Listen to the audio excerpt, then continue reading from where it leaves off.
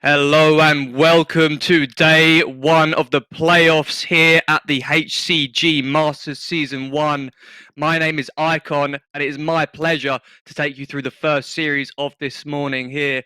We have the Turkish Eternal Fire against the Slovakian core of Enterprise.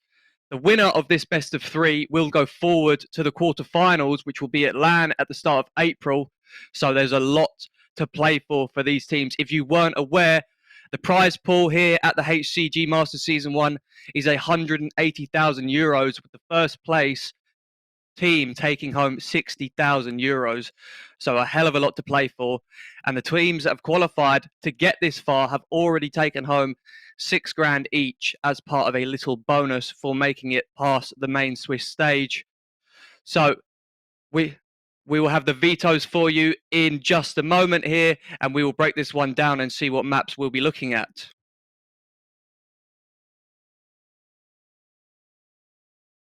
Eternal Fire banning Ancient, no surprise there whatsoever. I haven't seen Eternal Fire play Ancient yet in an official match. And to be honest with you, I think the side of Enterprise are going to be very happy with that as well. Yep, us two getting taken out. A very good map for the side of Eternal Fire. Enterprise want to make sure they cannot play it. Now, first pick here. Eternal Fire opting for Mirage. Interesting. I was expecting a Mirage Decider, but instead they go for it. Map 1. Interesting. I expect to see an overpass come out here at some point. We've got, Inferno, in fact. No overpass. The favourite of Eternal Fire getting left out here. Enterprise, they go for Inferno. And Eternal Fire taking out Nuke. I'm a bit surprised by that being their ban, to be honest with you. I haven't seen Enterprise play Nuke so far, and in fact, their stats on HLTV didn't look so strong. But never mind, Overpass being taken out as well, so it will leave Vertigo left over in the map pool. So there we have it, people. Map 1, Mirage. Map 2, Inferno. And the decider, if we get there, is going to be Vertigo. It's going to be a hell of a game. We're starting on Eternal Fire's pick, so they will be the ones to dictate the pace, I hope. They are very strong players individually. They have incredible aim across the board. They have some huge names on their squad, and they really need to utilize it here on Mirage. Mirage is one of those games where we all know it is a huge aim map. Everyone, realistically, any team can win it if they show up on the day, if they hit the shots required. There is such a deep strat book on Mirage these days. As you know, it's been in the map pool since like the beginning of Counter-Strike Go, and the changes to it have been quite minor. So, you know, we expect to see a good showing from both sides on Mirage. I doubt it will be a blowout. It's a map that all teams are familiar with. But Enterprise, in fact, in their last 3 months, they have had the most success on Mirage. So they're going to like the fact that that's been picked out. And they'll feel comfortable going into map 2 as well on their map pick.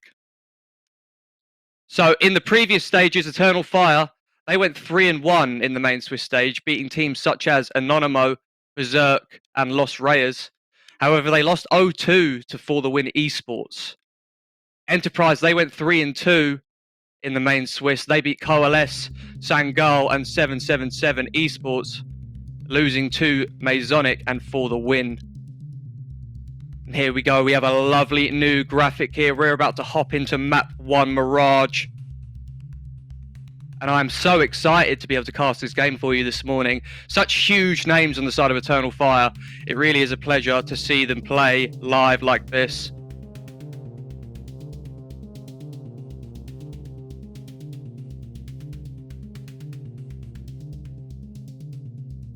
Amazing work from the production crew here to get this little startup graphic.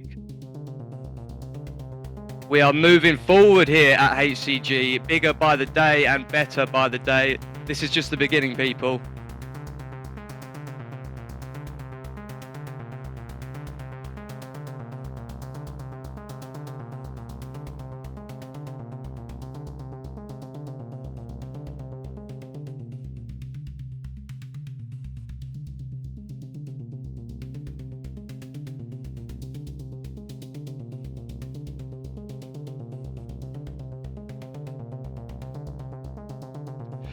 Now, we do have some information about the roster here for Eternal Fire. They, in fact, are playing with a stand-in on this morning's series. They have just picked up this new player in Mini, the up-and-coming young gun, but he, in fact, won't get to play this game. I don't have game sound here, some pistols getting thrown around, and hopefully we can get some game sound for you as soon as possible. But pistol round here and Eternal Fire, they're starting on the T side. We've got a kit on the back of the Alive, or the Alive, and a smoke for his troubles. P250 on the back of Xantares, that's been dropped over. Calyx and X-Floud, they're on the utility this round. And a passive start for the side of Eternal Fire, perhaps expecting a bit of an aggressive pistol round on the CT side from Enterprise. But in fact, that does not look to be the case for the time being. Window smoke coming in now, and a B split with the bomb in apartments. Mangus takes contact and decides to back up for the time being. He's got some support from the car player, and the Alive takes down Amor. That's the first body to hit the ground in this series. Mangus unable to go for one more on short. Now 4 versus 4, and X-Floud sounding way into the site. They're aware of the second man in the smoke. Oh no, knife's out, and Miltsy, he's managed to creep through and stay alive. Blitz able to get Calyx, and X-Floud going down as well. Blitz with 2 kills, important kills there. 2 versus 2 now. Bomb still not down. And with 35 seconds, the bomb has decided to go and escape through kitchen and run over to the A bomb site. He's going to get a free plant. However, he's lost a teammate in the process. He's going to take a fight, in fact, it looked like. Nope, he got away for free. So a free bomb plant here for Woxic. And now Mattis and Miltsy. Miltsy on 1 HP. They do have the kit picked up, and Woxic, with it all to do here, wants to get a good start for his team. We know what this man is capable of. He's a name that everyone is familiar with. An Enterprise taking their time, moving silently so far, but Woxic's picked the timing onto Miltsy perfectly. That's the 1 HP man hitting the floor, and the player with the kit, he's tapped it, but he's not convinced that Woxic isn't going to peek. He's got off the bomb, but it's worked out in his favor. In fact, Woxic going down to Mattis there. 1 versus 1 going in favor of the side of Enterprise, and a 1-0 start on their CT side here in Mirage.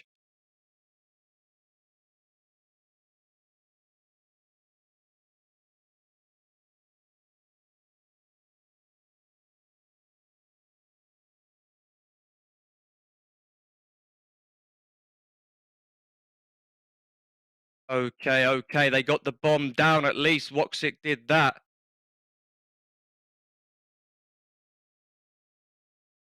They've got a decent buyout here on the T side. We've seen these sorts of buys work in their favor, and X-Floud immediately hitting the deck. That was an aggressive peak. His team were with him, but unfortunately the utility not able to help him get that kill. Forward pressure here from Amor up catwalk. He spotted the player, but the Galil spray at range, not able to take down Blitz. 5 versus 3 favor for the side of Enterprise here. And with Eternal Fire full buying up into this round, they were really hoping that they could go 1-1 here and convert this one. But in fact, from the position that they're in here, they're going to have to spin this one on its head real quick. And with Xantares hitting the deck, that's Miltsy with a quick headshot at the top of stairs.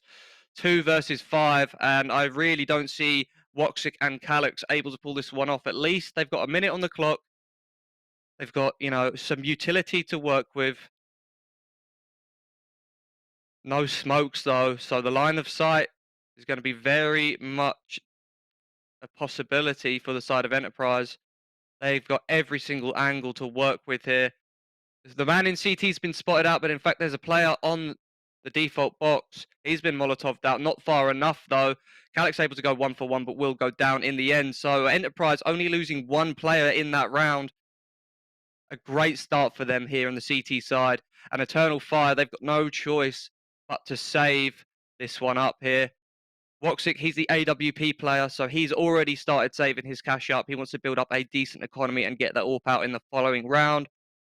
And the rest of the members of Eternal Fire, they've got enough money to buy up some Deagles, upgraded pistols, maybe a bit of utility, and have a good crack at this one. Make sure that they at least make it expensive for Enterprise. They don't want to let them stack up too much cash early on here, because it means that going into the mid stages of the half, it's going to be really difficult to string rounds together. Xantares immediately losing the 1 versus 1 to Miltsy. He's gone looking aggressively towards underpass, and he's found what he was looking for. Now contact going down elsewhere. 2 players on the ramp hitting the deck. That's Mattis on the M4 from stairs. And the remaining players for Eternal Fire just on Deagles. They've got to hit some crisp shots and do what they can.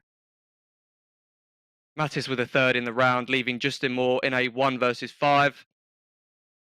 Able to take out the first man in Miltsy, but what more can you expect to get done? And a 3-0 start for Enterprise. They have got the conversion from the pistol round that they were looking for. We are just going to have a quick tech pause, ladies and gents, while we figure out the audio situation. And what a great start for Enterprise so far on their CT side. As we were talking about before the map, this is Eternal Fire's map pick after all. So they're the ones who we really want to see stacking up some rounds early on. Mirage is one of those maps where it can be really 50-50 on either side. Usually these days you tend to see more T-sided dominant halves than CT. However, with the meta shifting every day, new plays, new smokes, new strategies being created by these teams every single week, it's ever changing Counter-Strike. That's the thing that we love about it. You know, no 2 games are ever the same, regardless of how many times you've played the map. But in fact, with these map choices going the way that they have, I would have to argue that it's Enterprise that perhaps have the advantage. I was having a look this morning at the win rates of Enterprise recently, and they have played Vertigo quite a fair bit.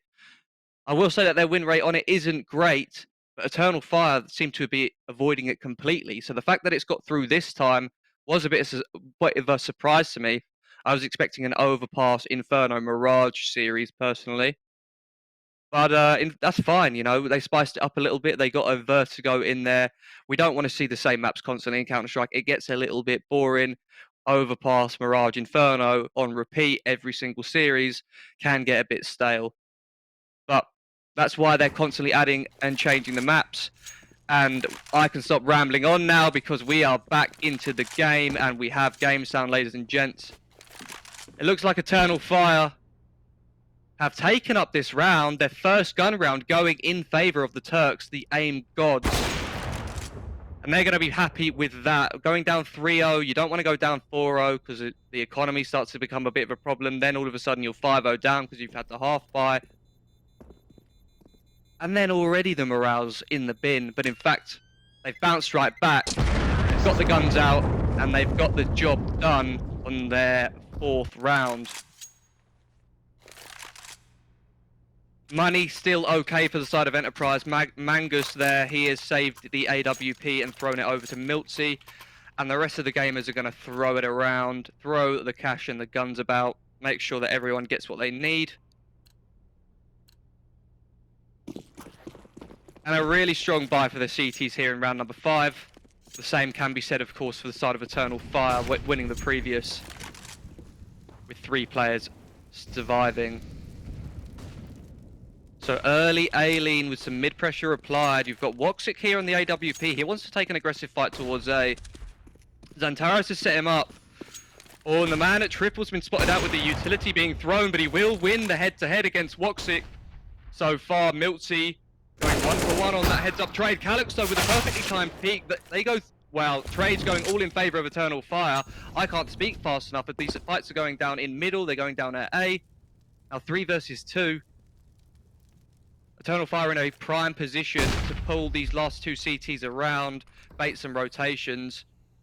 And the bombs headed over towards the B side of the map here. Mattis is going hunting towards the ramp, but nothing to be found except information. The Alive is positioning himself in the back of the bomb site here. There's a real chance that he can put a stop to this, but in fact misses his opportunity, and more with a quick headshot from Catwalk will take him down, leaving just Mattis in a 1-on-3. No kit on his back and no hope in hell.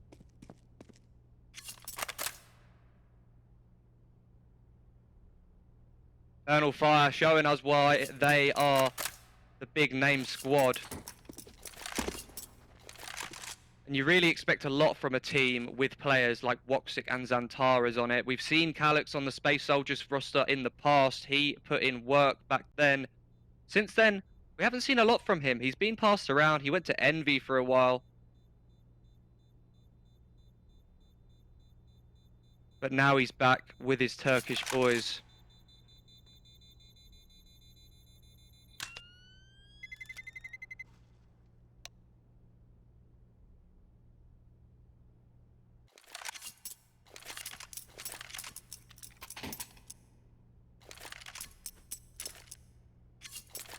So now the money for the CT side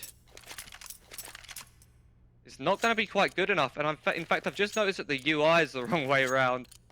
It is in fact 3-2 in favor of Enterprise.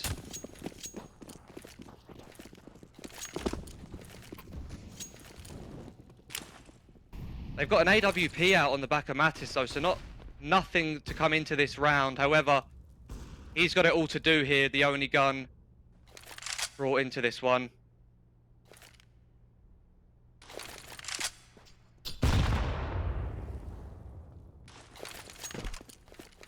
He's leant towards the A side of the map, but in fact the Eternal Fire boys, they're going to pop out B. Molotov towards the van's going to clear that one out, but Mangus taking down him all from Catwalk. Oh, and the Alive gets one from inside the bomb site. This is getting dangerous now. Eternal Fire need to get these kills and quickly, and indeed they have. Rotations now arriving from Catwalk. Miltsy swinging wide, and he's got Blitz there. He's just on a USP though. The AWP has rotated through Kitchen. They're fumbling a boost here on the bomb site, so I imagine that's been heard by Miltsy, and in fact he spotted out the first man. Bit of utility being deployed with Watson going down. Now advantage CTs, advantage even more CTs. No kit on the back of them though. They've got to speed this one up. Calyx, his position won't be expected, so surely he's going to go for one kill at least. In fact, he will. Matt is going down, and Miltsy in a perfect position to trade it, but no kit and no time. Unfortunately, not able to get it done. Enterprise, that was a half-fire eco sort of round after all. Only the AWP brought into the round. And they've managed to hold on to it. So, with the damage that they dealt, they killed all of the players. It's at least an expensive round.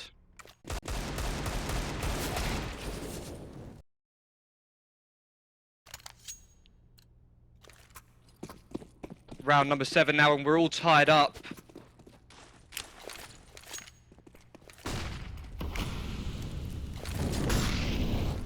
Again, the early mid control. Only one man dedicated to it, however. The rest of the players for Eternal Fire leaning towards this A side of the map early on. Flash is coming in, and 2 players in the Palace. They're perhaps just going to go wide swinging out onto the bomb site here. It would be interesting to see what utility he's thrown at him more. He's timed his push up Catwalk perfectly. There's so much distraction going down towards the A bomb site that he's been allowed to get through for free. But Miltsy strikes first blood. X-Floud going down. Calyx able to trade Mattis back. Now 4 versus 4. Smokes are going to fade before this bomb goes down. Miltsy, the scope's been heard in the smoke, and with its back turned, he goes down. 2 players in CT, and in fact 3 players in CT for Enterprise. I think that number 7 is going to be well aware of that. But the bomb is committed to the A bomb site. There's no way they can get it out, and D Alive. He's dropped 2 players. The bomb hitting the deck. Now Amour's got it all to do from this on this CT flank. There's surely no way. But they've heard him. He's made too much noise. The Alive going huge. 3 kills for him so far in the round, leaving just Calyx in a 1-on-2. He knows where one man is at least. But the second man's position is going to be unknown to him, and in fact, the Alive, he's able to get 4 in the round. Huge from him there to pull it back. Dropping the bomb in sandwich was pretty much exactly what he needed to do to pull his team back into the game. Battling back Enterprise, now that they've got the guns back out, they've made a good go of it, a close one at that. Been very back and forth here so far on Mirage. As we expected, to be honest with you.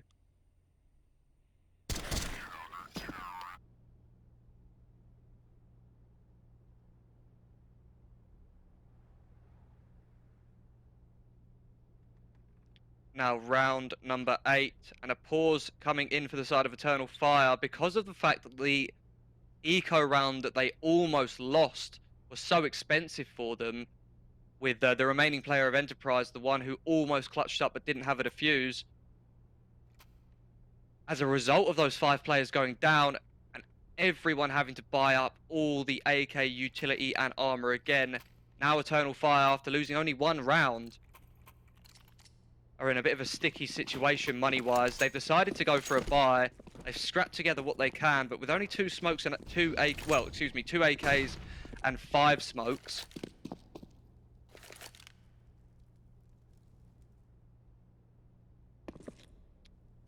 They're really just hoping that Enterprise go looking for some top mid control here, but there's no need to for the side of Enterprise. I'm sure that they're well aware of the position that they've put Eternal Fire in.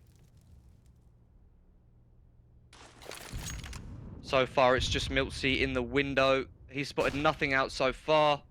And a run boost is going to allow the first T player in Woxic across to middle. So mid has been completely left alone by Enterprise in this round. They've conceded that. And they're going to try and take map control elsewhere. Number 1, he's very close on ramp. And in fact, to be alive, he's in a forward position here. He will go down. Mangus is in a bit of a sticky spot now with the AWP in hand. Oh, quick no-scope onto X-Cloud, but Woxic able to trade him out. 4 versus 3. Advantage for the T side, especially with Blitz hitting the deck. That's more in a forward position already. And if you're Enterprise, you may have to think about saving this one, and that's exactly what the call is going to be. They're going to back on up and carry these rifles forward.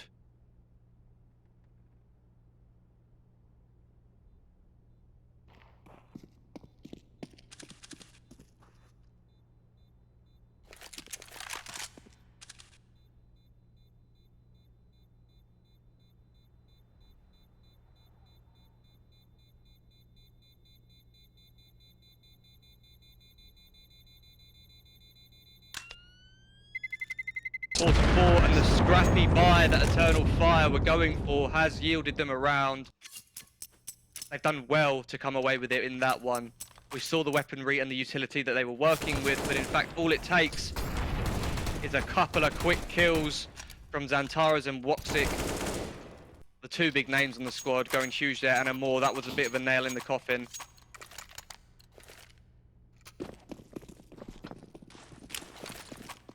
Same again, the same smokes, the same nades towards middle. You do not want to give away any information at the very start of the round. That smoke looked like it might have landed a bit dodgy to the top of middle. Number 1 on the CT side, having a little look. That's Mattis. And he's got the information he was after. Top mid clear for the time being. And with the bomb in Palace, Blitz is in a perfect position to... I don't know, if they clear him, he's not in a great spot. But if they don't, he can get some serious damage done. A fake is being sold by 3 Eternal Fire players over to the B side of the map. And in fact, in more, looks like he's going to commit with this utility. No kills coming his way, and in fact, Miltsy will take him down over to the smoke. And this fake has not worked out whatsoever. Blitz has gone 1 for 1 in that position. Oh, X-Cloud is making a huge gamble getting the bomb down at this stage, but Woxic's here to help him out. And now the retake is on for the CT side. 2 in connector and 2 in CT. We've got 1 player commit to the site for the T side. For the utility for the CTs is only a couple of smokes. They've got 1 for the bomb. They've got a kit. Woxic taking contact but not able to hit the shot. In come the CTs, and Calyx struck strict first blood on this one. X-Cloud caught looking the wrong way, leaving Woxic and Calyx now. Woxic the only one who can get close enough and deny the defuse. With Calyx going down, Woxic, no way on earth are you going to get back into this one, my friend. He's got the first kill, and they didn't commit the bomb. The player with the kit went down during the retake, and Mangus, he didn't pick it up. Unfortunate there for Enterprise. Again, these rounds coming down to the absolute wire.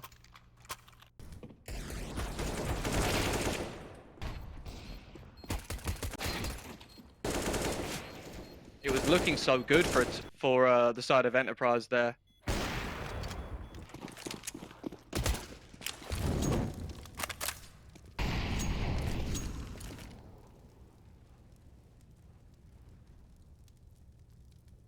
Early A smokes. It's being set up here for the T side. 5-4 in their favor now, going into the later stages of the first half. Molotov's going to force any man under the balcony out. And the smoke is going to bait them into thinking there's someone there, but in fact he's moved. It doesn't matter though. Trades all going in favor of the T side. Eternal Fire, they've taken the A-bomb site with no problems whatsoever. Miltzy's been caught clearing middle, leaving just the Alive in a 1-on-4 and no kit to work with. Tough situation to say the least, and X-Cloud will take him out. Eternal Fire now starting to get a little bit of a run on in the later stages of their T side. Enterprise's money is not very good, and the entries are very good for the T side.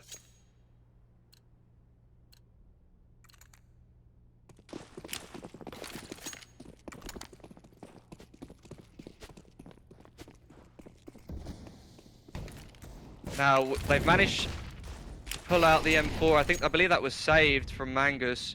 The rest of the players just on Deagles. They haven't really gone for any sort of stack or strategy, it seems. Well, Blitz in a close position towards ramp. 100% this gets cleared. It's a question of whether or not he goes 1 for 1, or if he goes insane, 2 for 1. Well, 2 for 0, because there's only 2 people here. They're selling a fake towards the A side of the map, while the rest of the Eternal Fire boys are grouped up towards that B bomb site. Watch it going down, the Alive. He's caught this fake now. They're going to be well aware of the fact that this is all a ruse. Mattis in a deep position. Picks out just at the right time, but in fact he missed his opportunities to hit the shot.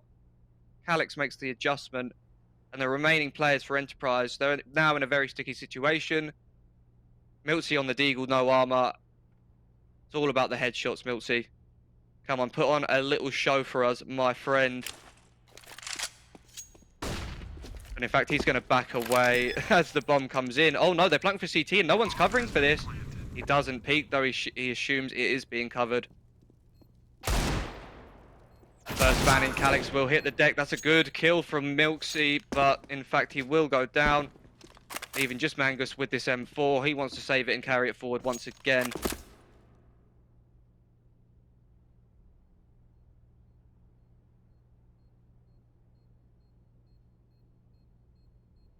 Eternal Fire going up 7-4. Now this was a half buy, low buy round for the side of Enterprise. So no wonder Eternal Fire took it. There was only one rifle carried over. So now we get to see the guns come out once again, and if Enterprise want to bounce back and win this half, now is the time. Now is their chance. If they let this one go by, then most likely we're going to see a 9-6, 10-5 T side for the side of Eternal Fire. Potential mid-aggression here. Someone, number 2's made the short jump. X-Cloud runs straight out of A-Ram. The T side, they've tried to go for a disrespect play, but in fact, so far, Trade's not in their favor. Blitz able to deal with Woxic now. 2 versus 4, Zantares and Calix. They're split up at the moment, and they need to rethink this one. They need to take a step back, let the round reset, and give themselves the opportunities to take some isolated fights. If they were to just continue hitting the A-bomb site with all those rotated players there, it would have been a death sentence. But with number 2 holding this cross, they're going to have the information when they get here. And Mangus, what a great position to be in. Calix with a quick headshot. Oh, now this gets interesting. They're deciding to go back towards A. With the B player going down, of course the information is going to be they can go B. So they've had to fill that gap. Number 3's rotated over, leaving just Blitz alone in Sandwich. If he goes down, there's a chance for Eternal Fire to get the bomb plant. He's out on an island here by himself. Miltzy with the AWP is on catwalk, so if they cross-connect up, T's will go down, most likely. Oh, it looks like they're going to check Blitz's position. Zantares, what on earth was that? He's the one who hits those kind of flicks. He was facing the wrong way when he killed him. I have no idea how that hit. And Utility is going to allow them to get this bomb down safely. In fact, the CTs are going to force the issue. Zantares looks like he's well aware of this potential. He's heard the step. Oh, the trigger discipline. He's seen the second man in the smoke, but he's so low HP. And he somehow missed that. The barrel inside the head, but it goes straight through. Really unfortunate for Zantares there. It looked like he had the perfect idea of how to win that 1 versus 2, but in fact he missed the easy shot. And Enterprise, they pick up the round that they so direly needed going into the late stages of the first half. Round 12 done and dusted, headed into round 13. Xantares. Only Xantares things.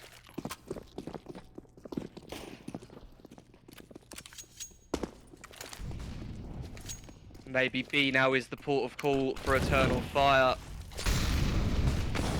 Same mid-pressure applied, the same as every single round.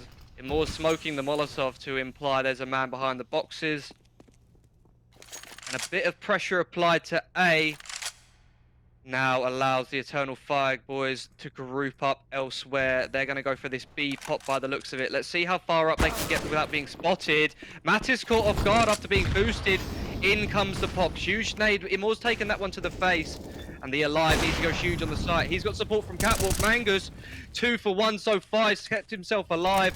The Alive, in fact, everyone's alive in this game for the CT side. Woxic and Calix now in a 2-on-4. A minute on the clock to work with. No need to rush themselves, but the rotations being in the positions that they're in, it's going to be incredibly tough. And the Alive going huge once again. He's had a good map so far. 3k for him in the round.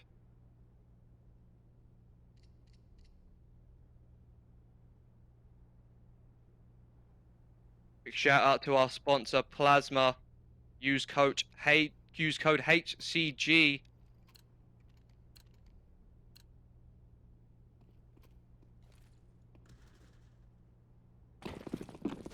That is the gamer supplement of choice. A low buy round at this stage for Eternal Fire. They've forced up what they can, but realistically, what they can is not that much.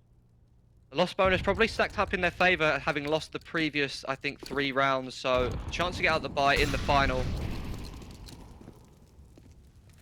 But we've seen them convert a round like this beforehand. Xantares will go down. First blood struck by the CT side, and no trade available. He's got out of dodge. Good start for Enterprise, looking to go 7-7 on their CT side. This, after all, is Eternal Fire's map pick. So to win the first half on Mirage would be a great confidence booster for the side of Enterprise. 3 versus 5, and the remaining Ts have got barely anything to work with. They're going to boost to check if there's any AWP in jungle, but in fact there's no one there to be spotted by this. Perhaps they'll catch a rotation. Miltsy is in the murder hole right now, just having a look. And in fact, I think he would have heard that. They're going to reboost up. Calix going down. Miltsy's so ready for it.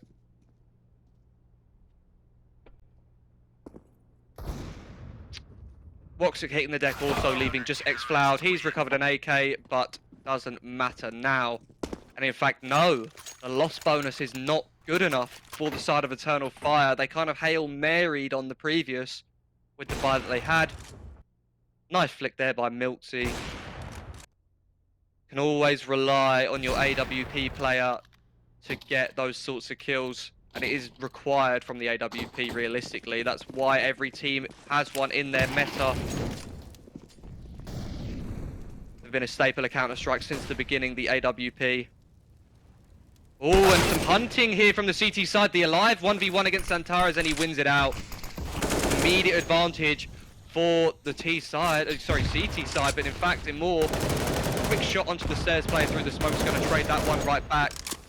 Oh, the utility's been dumped by Eternal Fire onto the A bomb site, but look, they've got no map control for it. They've been smoked off. There's 3 players towards A. And now they've got no utility to work with. They've shot themselves in the foot gambling with the early A play. And in fact, they've got to be scratching their heads now with what they've got left over. They're going to have to cook something up. They need a good plan to work with, at least something that they can all believe in. You don't always need the perfect strategy as long as the whole team believes in the idea and they commit and trade out. Eternal Fire, they're grouping up towards B, but we've got 2 players close to the apartments here. They've just boosted the man up, and they're going to be aware of the fact there's 2 people here now. X-Cloud, he needs to get the entry kill. Miltzy's missed his first opportunity, but in fact, Mangus going huge. 3 quick kills on the spray down. Woxic with the flying. Galil's going to deal with 1, 2 in fact. And a potential for a bomb plant here for Woxic. He's picked up the AWP, and he's going to reposition before he goes for it. Number 3 in the kitchen is going to have a little look towards the window, and Woxic, he looked away just at the wrong time. He's missed his chance. And the short player surely going to peek out, and in fact he doesn't. So disciplined from the side of Enterprise. He's got no chance to go down this time. Cannot fake it any longer. Woxic in the corner, he's pinned in, and the Alive knows it. An 8-7 half for the side of Enterprise on Eternal Fire's map pick, people. That is what you want to see if you're an Enterprise esports fan.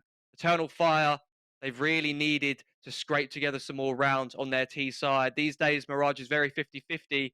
And to be in a good position, they were up 7-4. To lose the half 8-7. That's not good news if you're an Eternal Fire fan. We are going to jump to some ads, and we will be back in 2 minutes for the second half of Eternal Fire versus Enterprise Esports.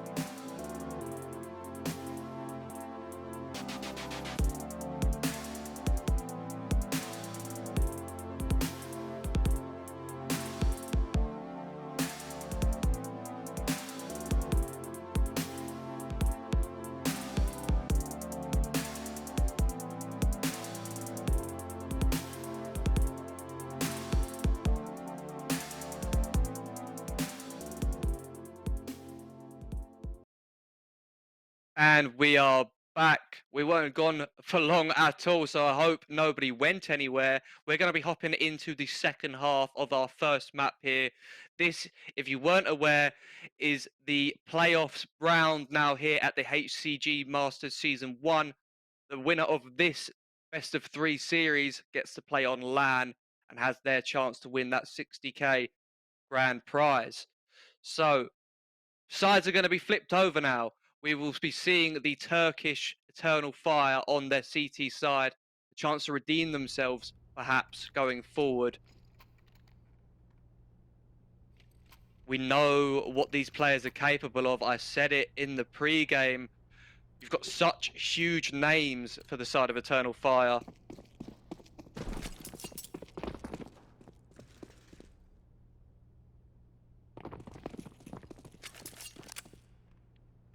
An Enterprise grouping early towards the B bomb site. Eternal Fire have stacked 3B. They're going to retake the A bomb site. They haven't actually got a kit, so this is an interesting decision to play a retake scenario. X-Cloud, he's got the smoke and flash. And a 5-7's been dropped over to him more, in fact. Or is that an unsilenced USP? I'm not sure. That's the dual Berettas, excuse me. Woxic going and taking the first kill of the round onto Mattis. Miltzy's going to get taken down as he tries to walk out by himself towards A. So this round is fallen flat. Enterprise have to bounce back now. They need some big kills. And with Blitz going down to a more in middle. Oh no, oh no. This has not gone to plan at all.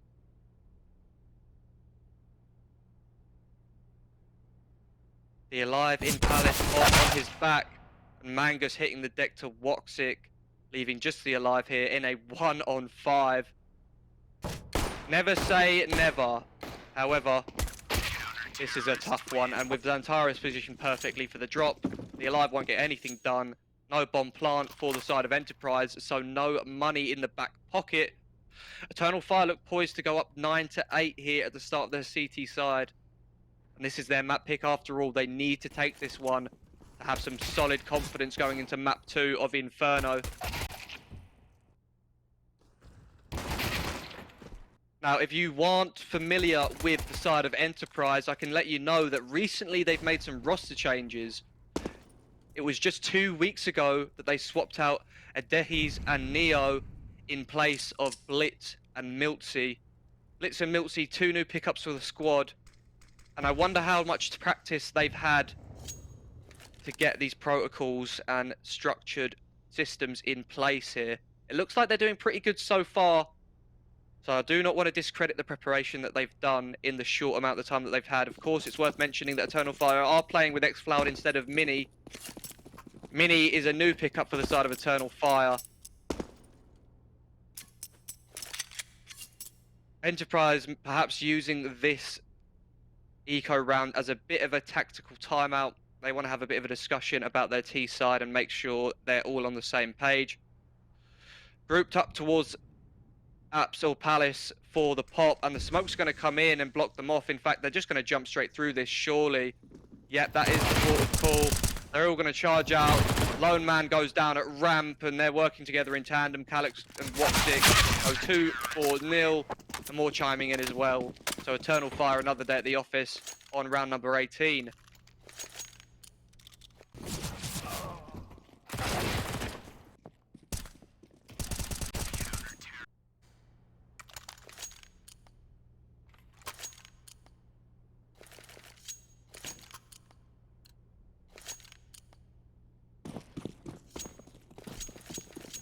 And a full gun round for Enterprise here, the first of which on their T side. No early top mid smoke. Interesting approach. Miltsy's able to take down Zantares immediately. I didn't see where that kill went down, in fact. So, a positive start for the side of Enterprise on their T side. The first time the guns come out, they get the job done on the first pick. Now, they're regrouping towards this A side of the map. They've got the utility to go for a really good execute here, and with the positioning of Eternal Fire, they're not going to be in great spots to deal with this. A well-timed ramp smoke, however, that's Calyx behind the triple box. He's going to have to go huge here, and he's going to need some team flashes to help him out. Jiggling around, flashes popping behind him. Immoor running through the smoke to give him a hand, and Blitz the first body to hit the ground on this execute. Mills able to trade him back, and flashes through the stairs. Smoking goes hard, aggressive. Mattis has missed his opportunity. Mangus trades him out, so still advantage T side. And Immoor on the A bomb site. He's crept in here, unbeknownst to Milty. Caught back, turned. He tried to pre-fire the Alive, but unfortunately able to get it done. And now just Xcloud, MP9 in hand, and body on the floor. Enterprise tie it up.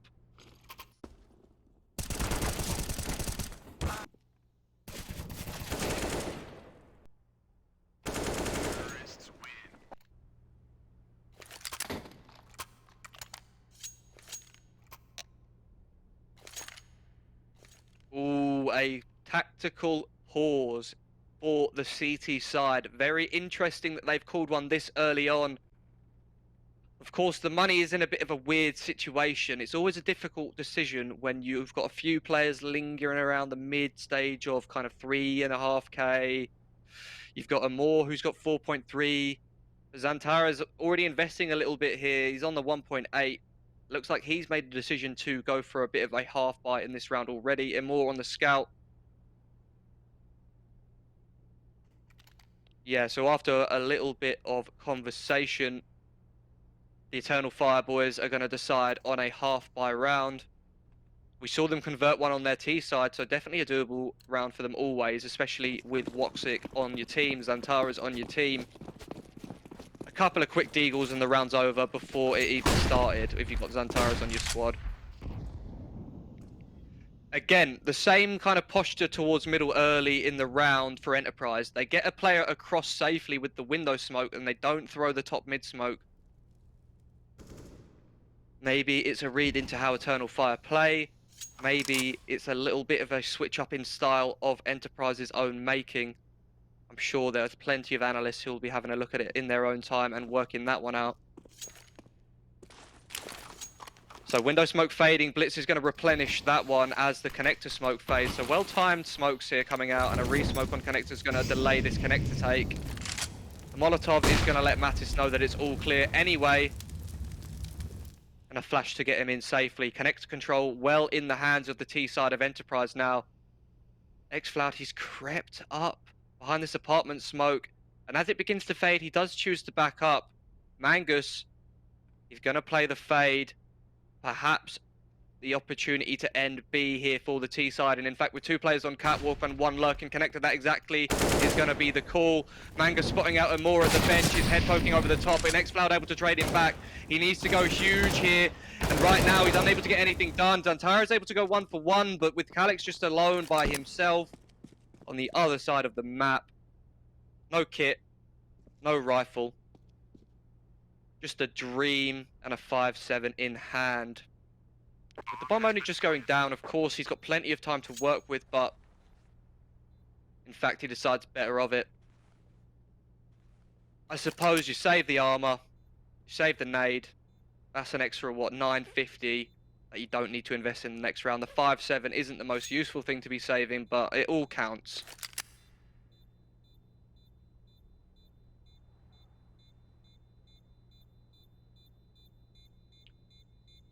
And Enterprise, they take the lead once again. They went down 7-4 on their CT side. They managed to take it 8-7 at the half. And now they pull ahead on their T side. Eternal Fire's map pick after all. They have got to really pull this one over the line, kicking and screaming if they must. Because I've seen Enterprise's picks. I've seen that they like to play Vertigo. And they've picked Inferno. It's a map that every team has such deep strat books and protocols on. Eternal Fire, playing with a stand-in, as we said. They've had some roster changes, but so has Enterprise. So it really just comes to whose preparation is more efficient. A gun round now coming in for the side of Eternal Fire. They've applied some pressure towards middle, it seems. Quite an aggressive position from number 6 in Woxic. That's the AWP, of course. And he's got the information for the time being that nothing out middle. So 3 players stacked towards the A bomb site. Zantara is able to deal with Blitz immediately. And the lurk out the A ramp is coming in. And Moore's been mollied out of position and taken down. Flashes are great for the side of Enterprise. The Alive throwing great flashes for his team to get these kills. And now man advantage for the T side. That top connector smoke has missed, in fact. But it doesn't matter. Zantara is going down, unable to win his fights. And Woxic caught back turn. Mangus on the mid lurk. Enterprise looking very strong so far on their T side. Of course, they lost the pistol round and they lost the conversion. Since the guns have come out, they have won every round in a row.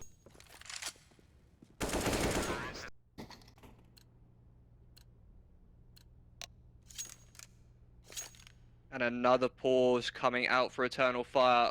3rd of their 4. The money situation, of course, going to be the topic of discussion in their Discord or TeamSpeak.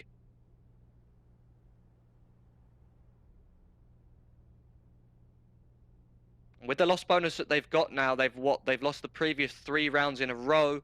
They're going to get 2,900 on top of what they've got in the, or is it 2,400? Quick maths, I don't know anymore. Ever since they changed the economy, it all gets a bit confusing. Loss bonus 2,900, it says it on the screen, thank God for that. So yeah, they're going to half buy, invest what they can, and so that they can make sure they can get some decent rifles out in the next round. So essentially, they're saying, yeah, all right, it's 12-9 at this point. You can have this round, we will do our best with what we've got. And a quick boost into the ladder room is going to allow a bit of an unexpected position for the CT side. Perhaps will yield them a kill. And Amor, very early in the round to go hunting towards ramp. He's got a teammate with him in Calix, I believe. But Amor hitting the ground. Calix going down as well. The Alive well aware of the potential of a double push. Enterprise looking very disciplined in this game, I can't lie to you. The way that they play, they're not playing for kills at all. These players on the extremities, when they get pushed out, they're doing the calculations in their head. They're aware of the possibilities. Slow mid control being taken and no presence shown by the CT side. Of course, 3 versus 5 and with awful weaponry in hand. They're praying that they get some lucky kills come their way, but in fact it doesn't seem to be the case. The split's coming up from Connector and Zantares has seen it. He's gone down. The Molotov's a little bit deep and Woxic is considering running past it, but in fact he thinks better of it. He's going to wait for his teammate and perhaps boost up Catwalk. Miltzy's got to hit this flick. This is going to be a tough one, but the jumping player's going to be inaccurate. Oh, Woxic loses his head. Quick flick from Miltzy there, leaving just X-Floud. USP in a 1-on-5, and he's been spotted. Oh lordy lord, he is got to be quaking in his boots right now. If he can get a kill, at least it makes it somewhat costly for the side of Enterprise. If they keep 5 alive, they're stacking up serious cash already. You go up 12-9 in the early stages of the second half. You've got plenty of cash into the back pocket. All the confidence is going to be in your favor. The momentum is behind them right now. Woxic isn't even going to be able to get some decent utility out because of the fact that he brought up some weird sort of low-buy guns in the previous. He's got the AWP, no utility. He has got armor though, so not the glass cannon. But in fact, it looks like Immoor. Have you gone for the glass cannon there? Is that what I'm seeing? What on earth? They've gone for a double AUX setup. Woxic and Immoor, but Amor's on the glass cannon. It's a massive risk to take, and they're going to fast boost him up in apartments. In fact, he's going to have fights coming his way. Needs to hit this first shot and get away with his life. Otherwise, this site defense is going to be doomed. Number 8 in Zantares towards Catwalk. But he's applying some pressure towards middle now, so as that nade comes out, the hit is going to be called in. Amor's not even good for one. He dies immediately. The position of the lurk in middle is known, but the B bomb site is already under the T side's control. They've taken it with pretty much no contest. And the remaining CT players have got no choice but to save. They've got no kits. Their economy management wasn't very good on the round where they had, they had to make that decision. Do we buy? Do we not buy? Do we half buy?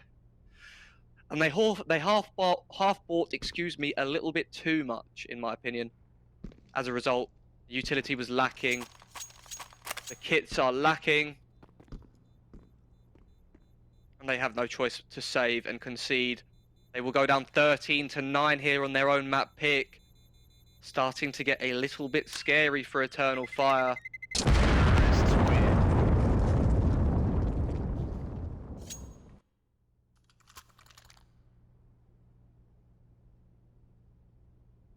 So with the position that they're left in, those saving players are going to be able to drop over a rifle to those who did not survive. The money for Enterprise could not be better. 10k on 2 players, the Alive's almost on the 10k mark, and everyone else is sitting cushy above 7k.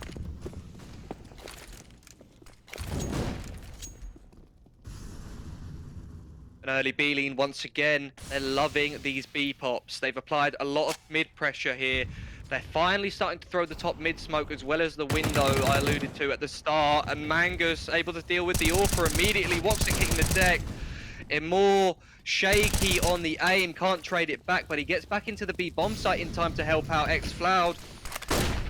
So far, a lot of ground covered by the T side. They've got the bomb, 2-car, and Mangus on the lurk is still trying to make his way around. And more going down. Miltzy taking down X-Floud.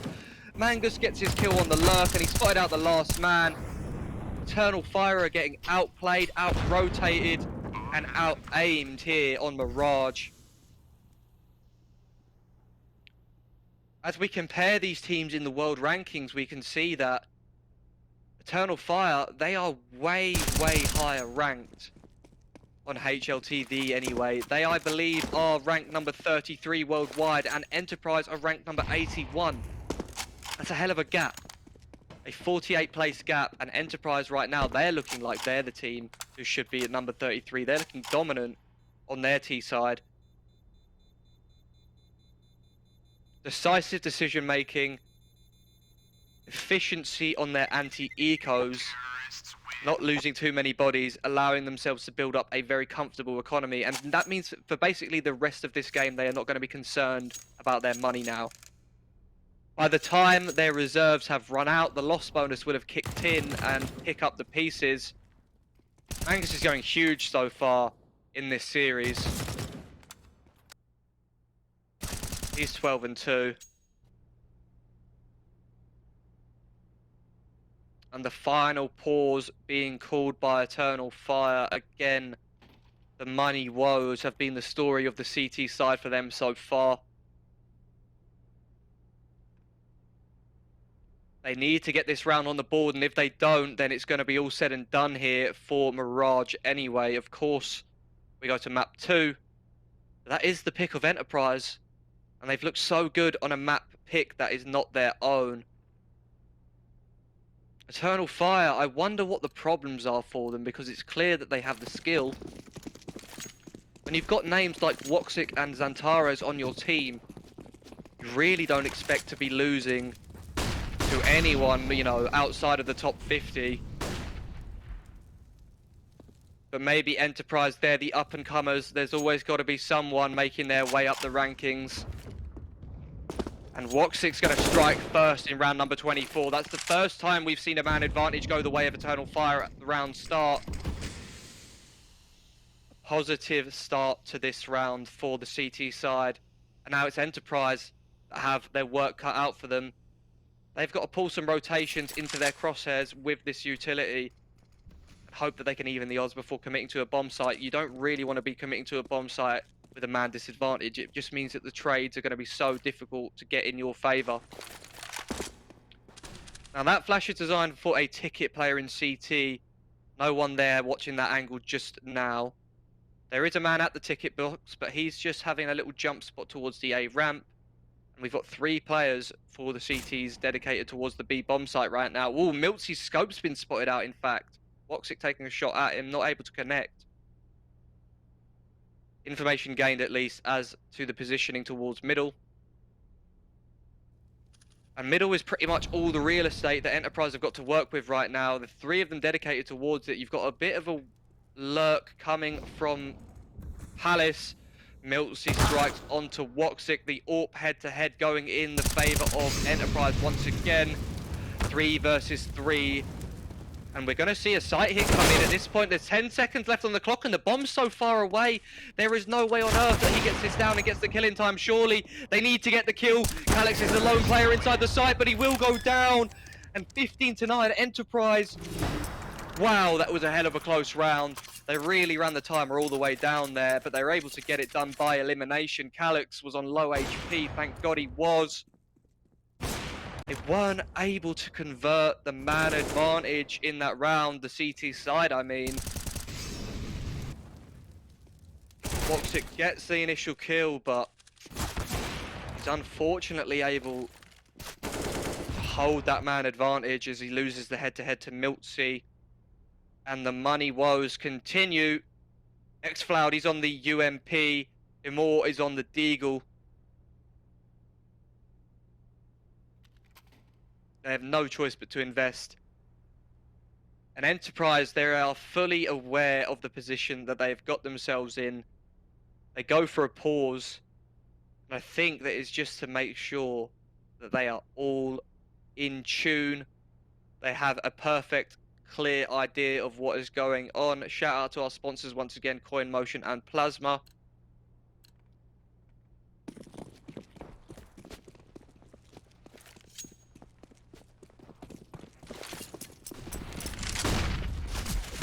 Fast play towards middle, and Woxic spamming through the smoke. No bullets connecting for him.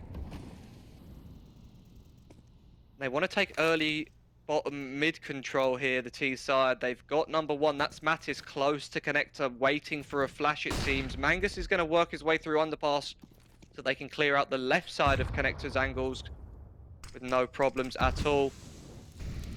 Now they're going to smoke that off. and apply some more pressure. The smoke from short is going to stop this connector take coming in, though, for the time being.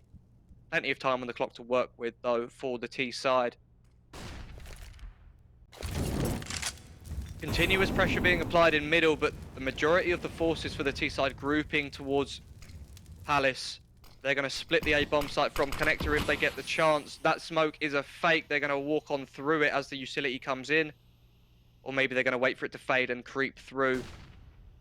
The idea is that a CT sees that smoke on top connector, thinks, oh no, they're gonna split short.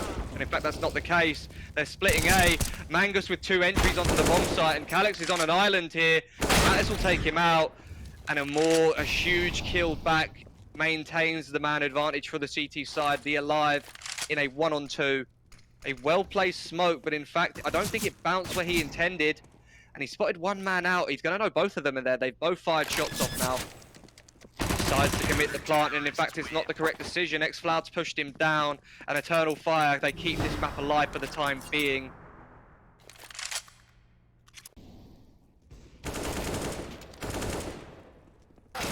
Yeah, Xantara's not expecting that creep to come up the connector smoke.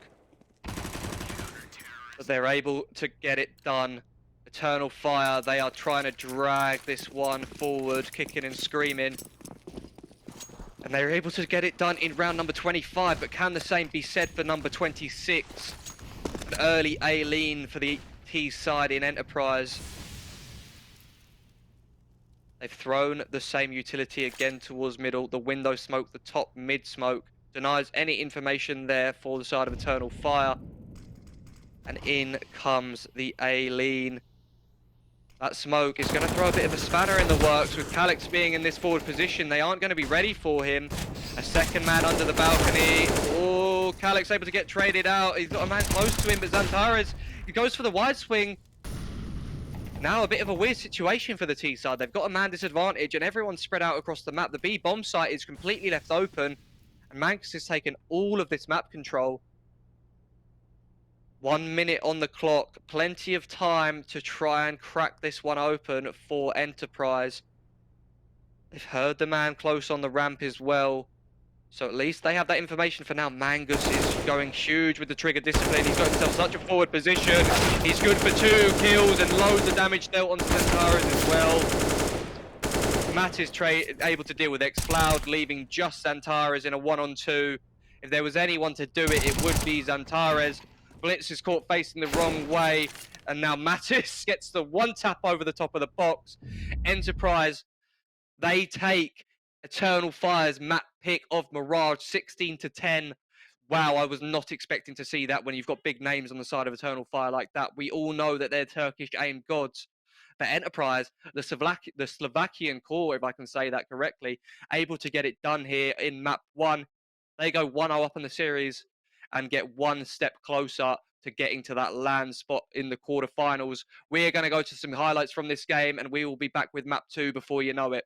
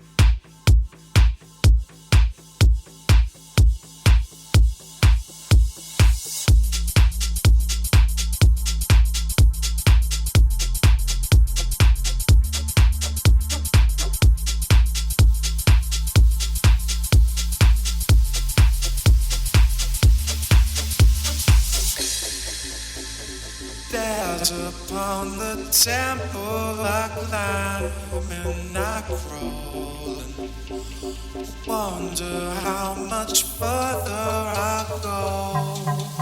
Ooh. Feet that fall apart till I walk on my ankles. Can I finish? I just don't know. Stairs upon the temple, I climb and I crawl. Wonder how much further I go. Feet that fall apart till I walk on my ankles. Can I finish? I just don't know.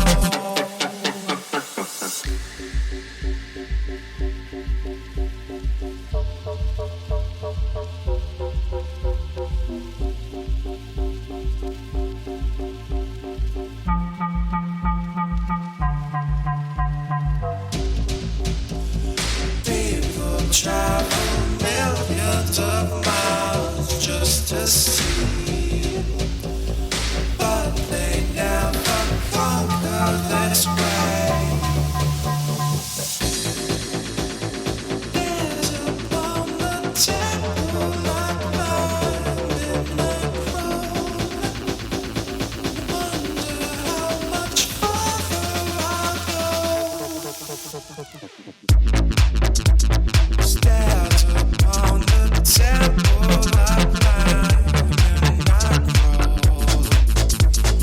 Wonder how much further I'll go.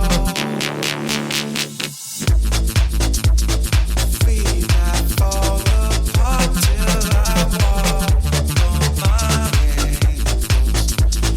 Can I finish? I just don't know.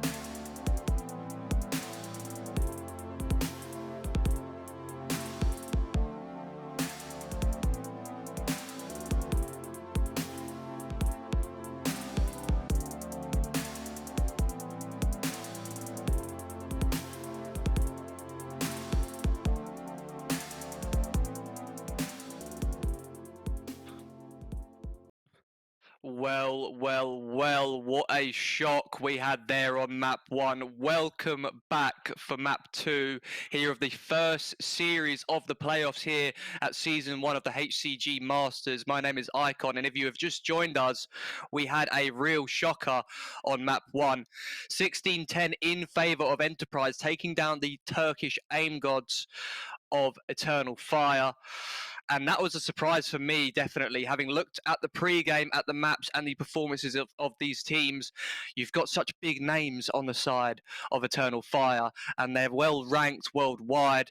Enterprise here, with the two new players that they've added in Blitz and Miltsy, have managed to make it work with the 2 weeks of preparation that they've had coming into this particular series. So good job for them. They're going to be chuffed. They took the map pick of Eternal Fire away from them, and now headed into Inferno map 2, they're going to be very, very confident indeed. It's looking, honestly, like there's a potential 2-0 here for the side of Enterprise. After taking that map in a dominant fashion as they did, they looked hot on their T side, to say the least. So we will be jumping into map 2 as soon as we can, people. And it's going to be, so it was the map pick of, Enterprise. Therefore, it's going to be Eternal Fire picking the side. Most likely, they'll be going for the CT side. As we know these days, every single team is going for the CT side. And yeah, as I say, the map pick for Enterprise, who are now 1-0 up in this series. If you are not familiar with us here at the HCG Masters, the winner of this here series will go forward to the quarterfinals at LAN at the beginning of April and have their chance to play for the 60 grand first place prize. We've got an $180,000 euro prize pool here for the teams overall. Second place takes home 30,000 and third takes home 18. Everyone who has made it so far, this far in the event, will have already taken home 6 grand in euros. That's already in the back pocket for qualifying to the playoff stage. So a bit of a silver lining for whoever gets knocked out here. However, if you are Eternal Fire and you go home without even seeing a smidgen of the final prize pool there, the first, second or third place reward, you are not going to be happy whatsoever. Inferno now, map 2. We all know how Inferno plays out at the start of these rounds for the T side. Banana control, apps control, a little bit of pressure towards middle. Well, I've just explained the whole map, haven't I? Lovely little pre-game graphics we've got here. Hard work being done by the HCG team. And without any further hesitation, people, we are hopping into map 2. This is Enterprise's map pick. They are 1-0 up in the series. Eternal Fire, they need to bounce back here. They need to have a good start on map 2. They need to get their mojo back. And Zantares having a cheeky look towards middle. Doesn't want to commit too hard to the fight, though. He's got a teammate to help him out, but slow start to the pistol round. The T side are clearing out apartments and making sure that at least they've got the info that no one is set up there for the CT side. Oh, and Zantares, Miltsy's about to creep into his angle. He turns away just as the peek comes in. Roxic spotted out the lone man towards middle, so information handed over. And Zantares continuing to pressure Boiler. They don't want to concede middle for free, it seems here, the CT side. Oh, Miltsy absolutely rips the hell off of Zantares towards short. Now, the player that was helping Zantares is fallen all the way back. So no trade potential for the CT side. And with the man advantage for Enterprise, they can now continue with the plan. It looks like the apps pop is the port of call. The lone B player has gone down. But it's just Calyx here. He's out here by himself. The rotation in number 2 coming now, but here comes the apps pop. Calyx got facing the wrong way. Will deal with Milksea, but with a player already positioned in the pit. Oh, Calyx with another quick kill onto Mangus. That's huge. And Woxic able to take down the Alive, leaving just Blitz in a 1-on-3. A doable round, but 2 players charging up with short. Unable to get the shot onto the first man, and a more will deal with him. The dual Berettas coming through. Eternal Fire, they got the pistol round they so dearly needed. A little bit of confidence, perhaps, put back into their system. Miltsy, he's still moving as he rips the skull off his Antares there. The Glock is so overpowered in those close range engagements, especially as the moving inaccuracy is, you know, nowhere near as punishing as the USP. But the side of Enterprise, they got the bomb down at least. So some Galils are going to come out, some utility for them indeed. A contestable round here for them in round number 2. As we've seen, the economy changes are making it way more competitive after the pistol round these days.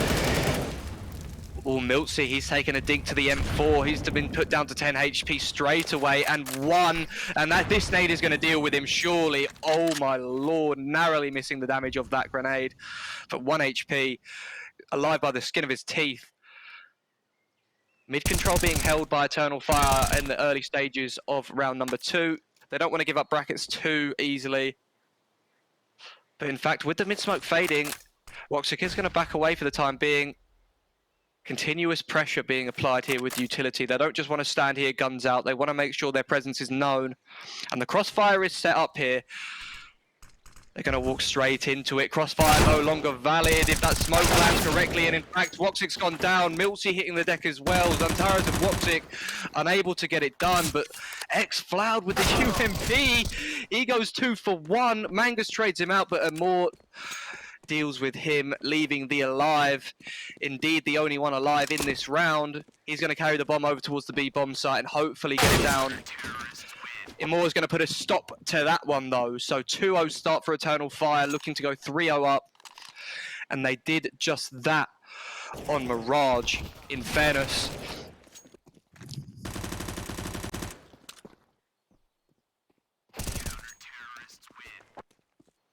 Looking a little bit crispier for the CT side on map number 2. It's the deco buy now for Enterprise. They need to get a good buyout in the following, so they're going to sit back and concede this one, no problem. Everybody knows that it's the right decision.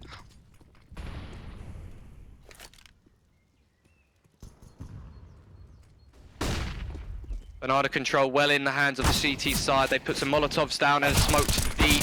They've taken that control, but Zantares here alone on an island. Woxic hitting the deck. He is able to escape with his life, and Calyx on a very well-timed flank from the apartments is going to allow him to pick up 2. Blitz is able to take down Zantares though, so competitive for the time being, but the bomb nowhere to be seen.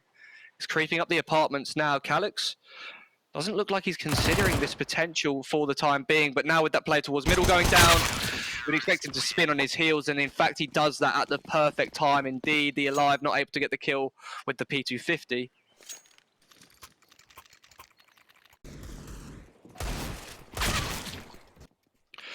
Some great shots being hit by both sides so far.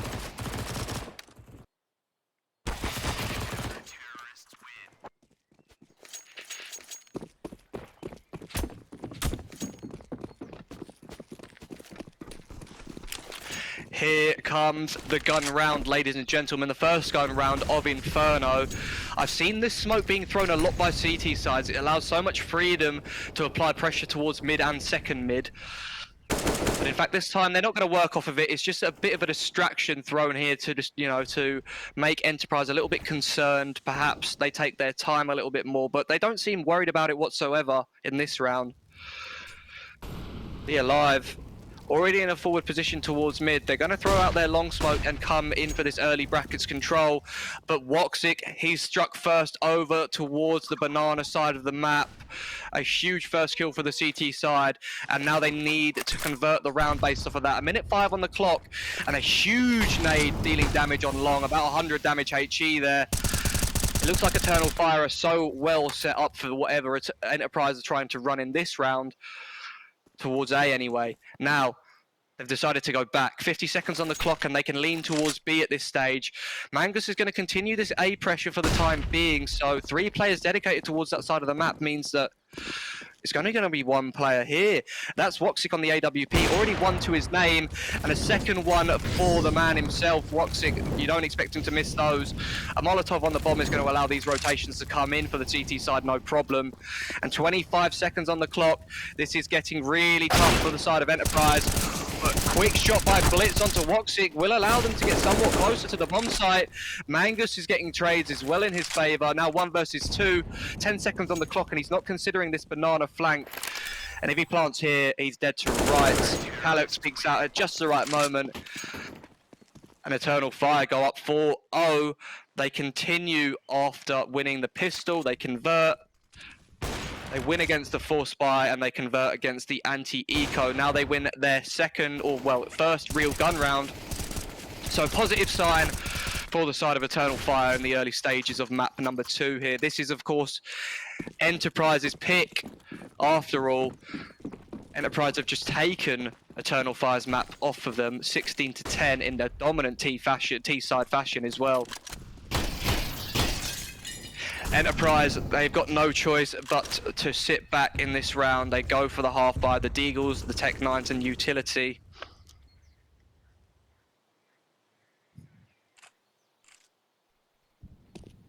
A slow start to this one. You'd expect with this sort of weaponry, a fast play to come in at some point, maybe a late burst up a short, a late burst into the B bomb site. And in fact, they're going to retake Banana. Imora and X-Cloud are in a 2-man setup, but the trades are for the time being in favor, I suppose. Not the man advantage, but indeed the bomb site is in the hands of Enterprise. The bomb is not in the hands of Enterprise, though. That's been dropped over towards the motorbike at the bottom of the T steps. The CT side aren't aware of it, but now with the bomb not going down, they're going to start getting a bit suspicious. A well-timed peek off the back of a flash from Mangus is going to allow them to even the odds. Enterprise with 40 seconds and bomb picked up. Still a real chance for them in this round, especially with the CTs of Eternal Fire being split on separate bomb sites.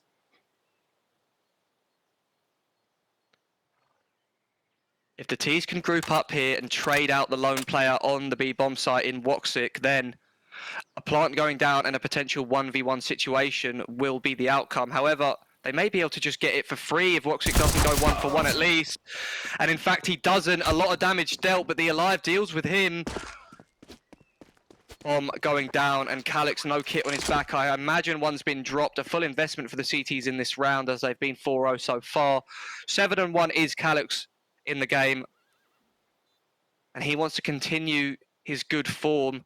He's got one low HP player in the Alive. Mangus, not so low himself. He's picked up an AK for his troubles as well. Halfway mark ticked on the bomb, and Calix is still not aware as where the first man is. He's going to make the decision to back on up at this stage, and in fact, he's got 2 players trying to save coming his way. He's going to make it expensive, at least for the T side, with those 2 kills. And that is, in fact, crucial damage done by Calix. It's going to force a rebuy for the side of Enterprise. Every single one of them has got to spend around 5 grand to get the armor, the AK, and the full nades out.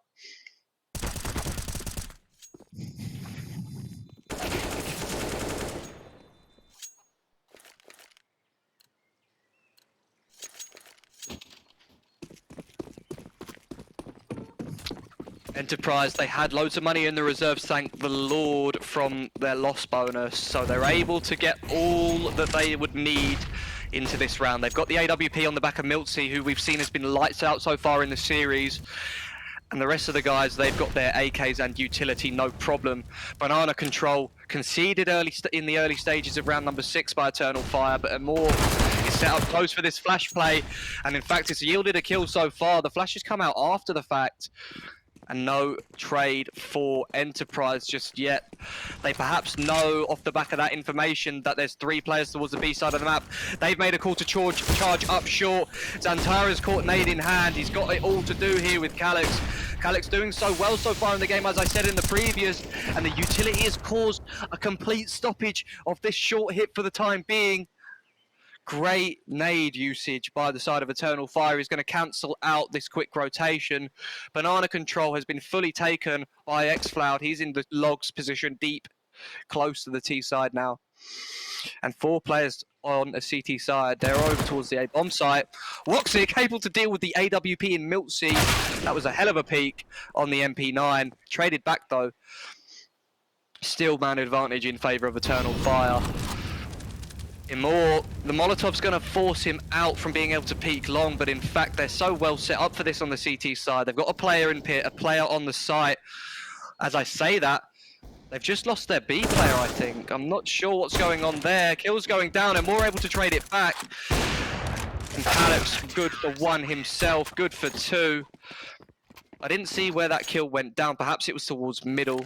The B player tried to push up, but in fact went down. But it doesn't matter in the end. Eternal Fire, they bounced back after losing one round. The first gun round not going their way. But in fact, the second will, after Enterprise did have to go for a little half bite on the round prior.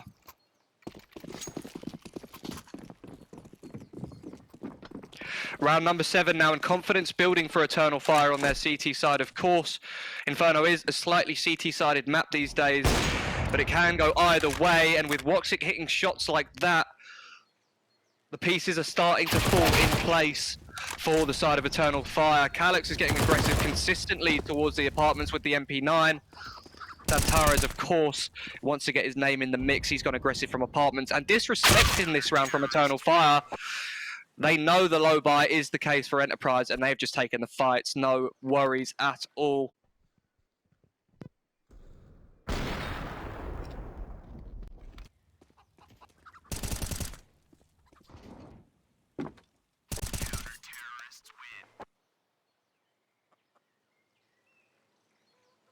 Round number 8 now, and a pause being called by Enterprise.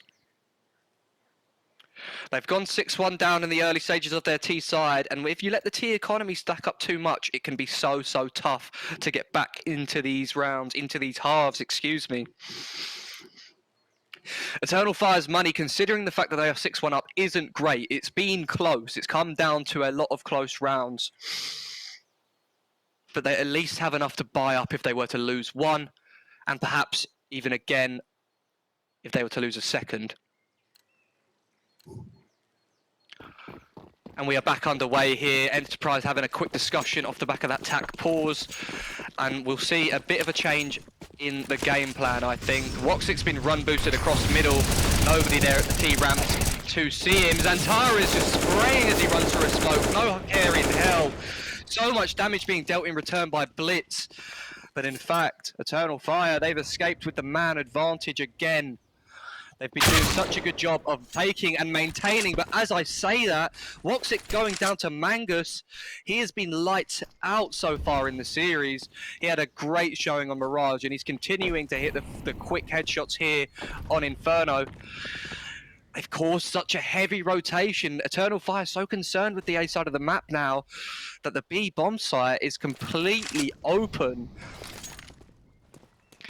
More pressure being applied. Number 5 was having a peek towards mid as the flash came in. That's a more, but now the pin has dropped. And the CT side, they're well aware that this is now a retake situation for them. Bomb going down in 45 seconds now on the clock. They have kits and a Molotov on the back of X-Floud. Manga's dealing with them more though, so they're losing bodies. And now this is a disadvantaged spot for the side of Eternal Fire. Well, it was indeed before when the bomb went down, but in fact now, Molotov burnt out. Information, there's no one towards New Box. Manga's still putting in work. Mattis with one of his own, leaving just Antares in a 1-on-4. He's on half HP. The bomb's already half ticked, and he knows it is the right decision to get the hell out here. They can buy out in the next round regardless. But the tactical pause working out for Enterprise. They are able to figure out what the problems are in the early stages of the first half. They've implied they've implied, I don't know what the word I'm looking for is, but they have applied their solution, we'll say. Mangus with these pre-aims, man. He's so good at lining up his crosshair placement before he takes his fights. And now it's Eternal Fire. They take a tactical pause at this stage. They've got plenty of weaponry to work with, utility aplenty as well.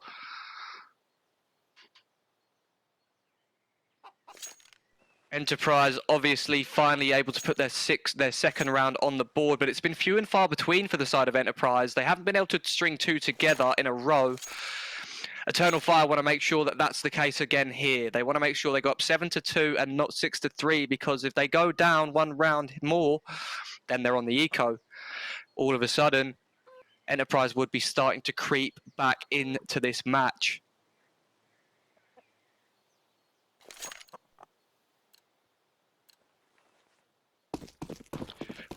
Tactical pause over and discussion finished for the side of Eternal Fire. They're leaning 3A to B at the round start here. No deep banana control going to be taken by them. Oh, they're going to go for a peek. Woxic's going to peek down middle once again. They tried the run boost, they tried the Zai Wu boost, but neither kills. Well, in fact, as I say, neither. Mangus crouches into Woxic's angle, and you don't expect the man to miss those. Man advantage again, Eternal Fire. In comes the execute from Enterprise. They're charging into this B bomb site, and Amor's got a huge lineup. He's peppered all of them down to basically one shot apiece. He's dealt with one kill in the process, and xCloud spotting the side of Miltsy on the edge of that smoke there will mean that these Enterprise boys have got their work cut out for them now.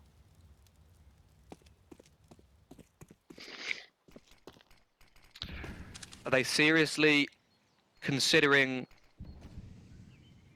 backing away, I wonder? There's always the chance that you can just fall on back. You've got some players like Mattis, for example, who would be able to buy up. But they want to have a crack at it. As I say never. All it takes is a couple of crisp headshots, or, well, if you've got an AWP in play, a couple of quick AWP kills.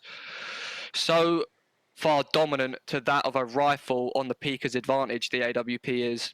If you can fly around that corner, as we see many players do, all the skilled AWPers, all the top AWPers, they've got those fast AWP peaks nailed down. But in fact, it will be the save for the remaining players of Enterprise. With the HP that they've got, they know there's going to be no real chance to get back into the round. And in fact, Eternal Fire, they don't want to be forcing the issue. If they lose any rifles, they're going to be in a tough spot money-wise as well. But again, Enterprise unable to put 2 rounds on the board back-to-back. The adjustments for Eternal Fire are working out very well so far on their CT side. We love to see Woxic getting involved in the game as well. He's been having a tough map so far, and a tough series, I would say, for Woxic. He is such a talented player. We've seen him in his spells on Mouse Sports.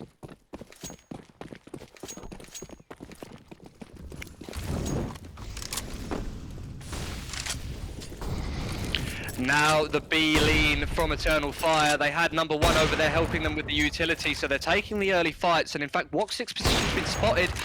He's been boosted immediately straight up onto the wall, and Miltsy caught off guard. The flash from Alive is going to allow Mattis to trade him back though, so 4 versus 4. Man advantage is lost for Eternal Fire for the time being. We are all even with 1:20 on the clock. No smokes left for the CT side, and 1:10 to work with for the Ts. That is quite tough now for Eternal Fire. They've got the information that mid is under their control. They're going to leave apps open and play this double long setup and leave 2 towards B as well. And Mattis here is just lining up some fake utility to sell perhaps another rotation from one of these long players. The long player has responded by going for a little cheeky look towards middle, and the play that Enterprise are making, it looks like they're right in the heads of Eternal Fire. But now Mattis, his rotation's been caught, which means they know it's a fake now, and Zantara sprays down 3 as they charge out of apps. That information was crucial from Calyx. He's dealt with them as they've tried to pull a fast one on them there.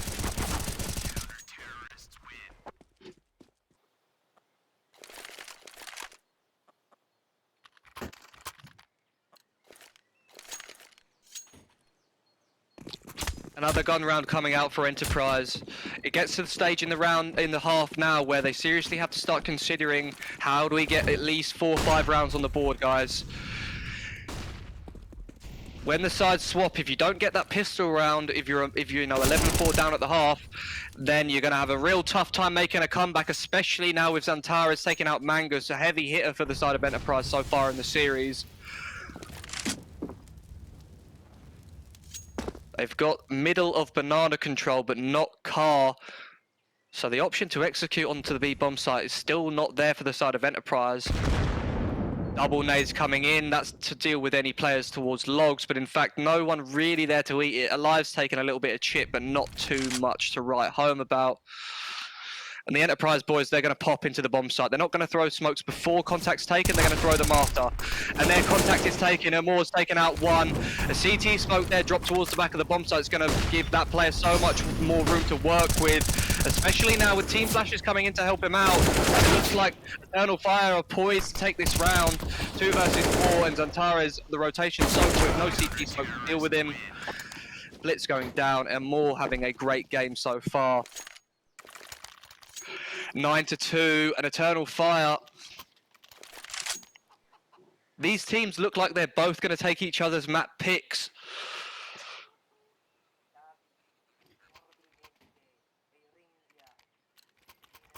If we go to a decider, that is going to be Vertigo, a map that Enterprise are very comfortable playing, and one that we haven't seen Eternal Fire go for at all.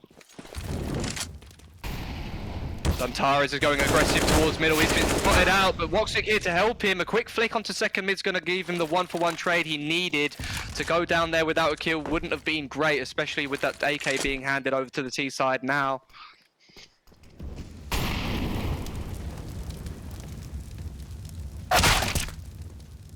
Wow, Calyx using the blindness of the Molotov smoke to peek onto Miltsy. He's caught pants down. And a 2 versus 4 for the remaining Ts. They're just on deagles and armor. Blitz has spotted out a lone man towards the B bomb site, but he can't commit by himself just yet. No bomb picked up by either of the teams. Mangus going down, and Blitz in a 1-on-4. He's going to have to hit some absolute bangers. And there was his chance. No bangers hit. Calyx going up 16-2. A dominant CT side from Eternal Fire. They have had a resurgence coming in to map 2 of the series. Considering that they've gone down and lost their map pick, you'd expect them to be slightly disheartened. Doesn't seem to be the case here though.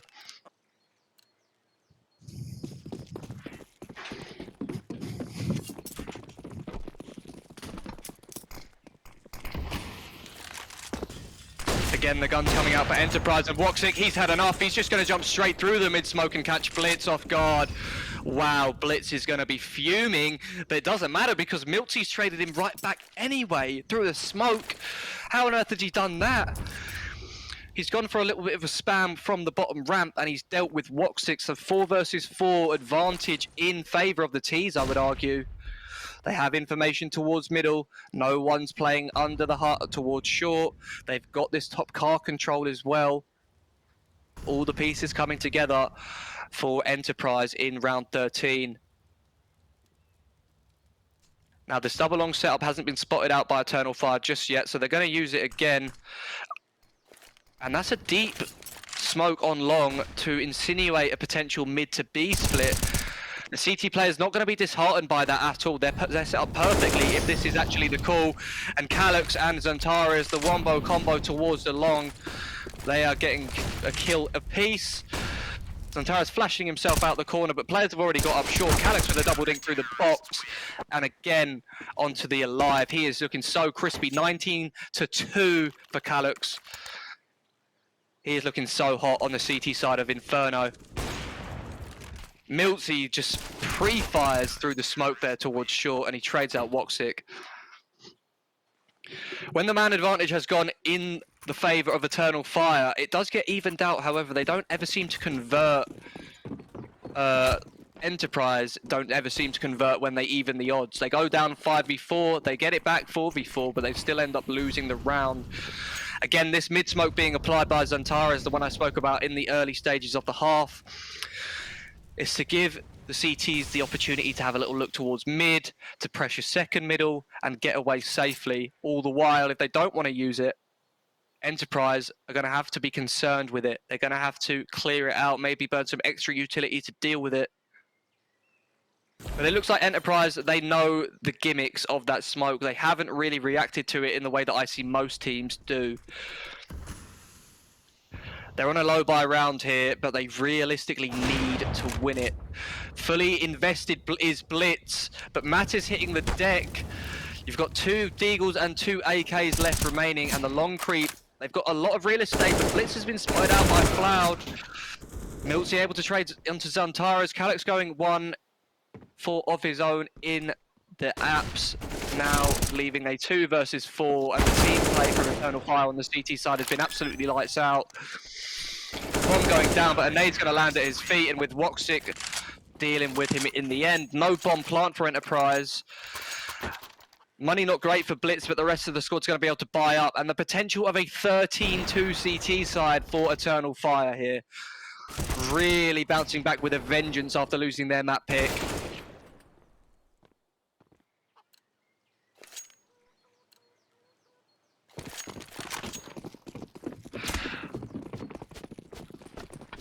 I would love to see this go to a decider map.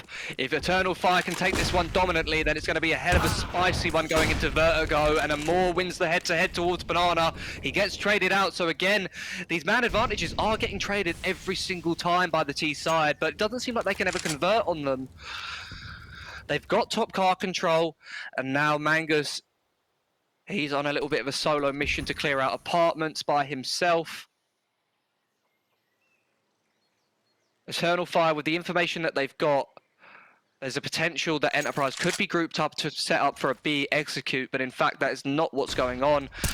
They're throwing smokes out towards the A bomb site. Mattis with the immediate trade onto Zantares, and Calux, he's got it all to do. 1 for 1's not good enough. Bomb site in control of Enterprise, and this may be the first time that we've realistically seen an advantage position for Enterprise the whole game so far. Eternal Fire, obviously, last round in the half, they've got to go for this. They've got the utility to do so. Flashes and Molotovs, and a little boost is going to allow them to check the corners of the A bomb site. Crossfire's set up here. Oh, Mangus caught out though, and a man spotted towards the bomb site. At least information's going to be known by the side of Eternal Fire. In comes the utility. Blitz able to get one in the alive. Will killed X-Floud as well. So 12-3 half in favour of Eternal Fire on Enterprise's map pick. We have got a spicy series here indeed, folks. We got 16-10 in favour of Enterprise on Eternal Fire's map pick of Mirage map 1. Now 12-3 at the half in favour of Eternal Fire on Enterprise's map pick. We are going to go to some ads. We'll be back with half number 2, and I cannot wait to see how this game goes.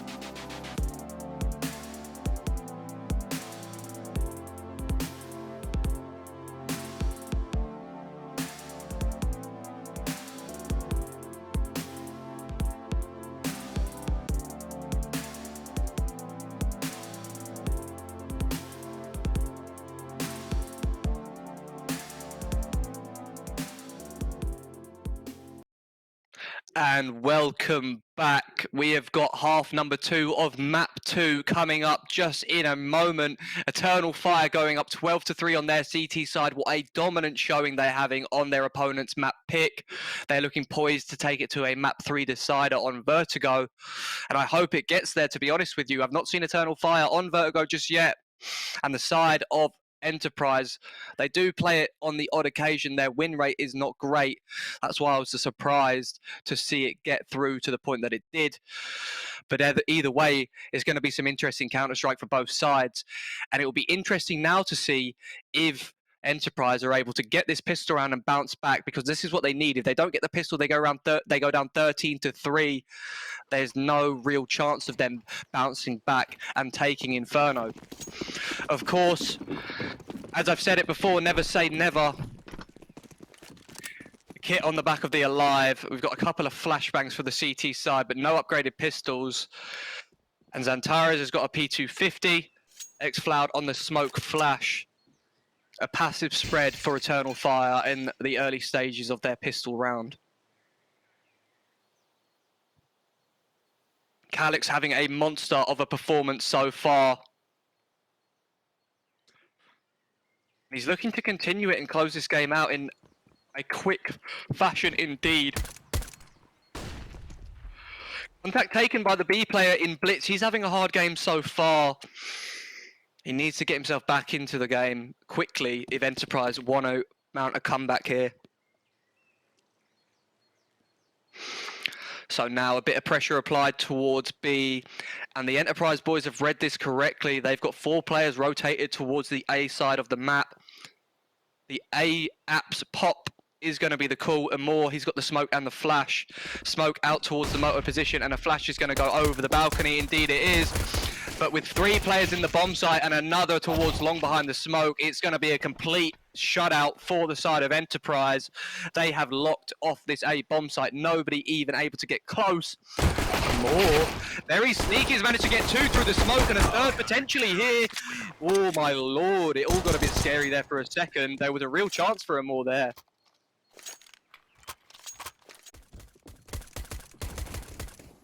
What a great read for the side of Enterprise. They've made a bold prediction and it's worked out for them perfectly.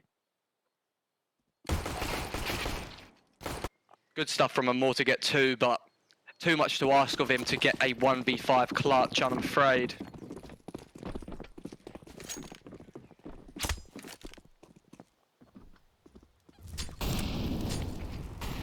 So it is the eco round for the side of Eternal Fire. They've got no choice. They didn't get the bomb down on their pistol. So it is just the Glocks and the 1 Deagle on the back of Amor. We've been seeing him and Calix go so huge on Inferno so far. So if he can hit a couple of crisp shots, of course, they can get into this round. But with the rest of the team being on Glocks, most of them jumping around in spawn right now. Voxic's got a knife in his hand.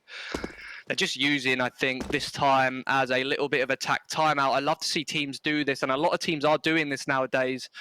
They don't do the old strat of, oh yeah, let's just run up banana and die immediately to a nade stack.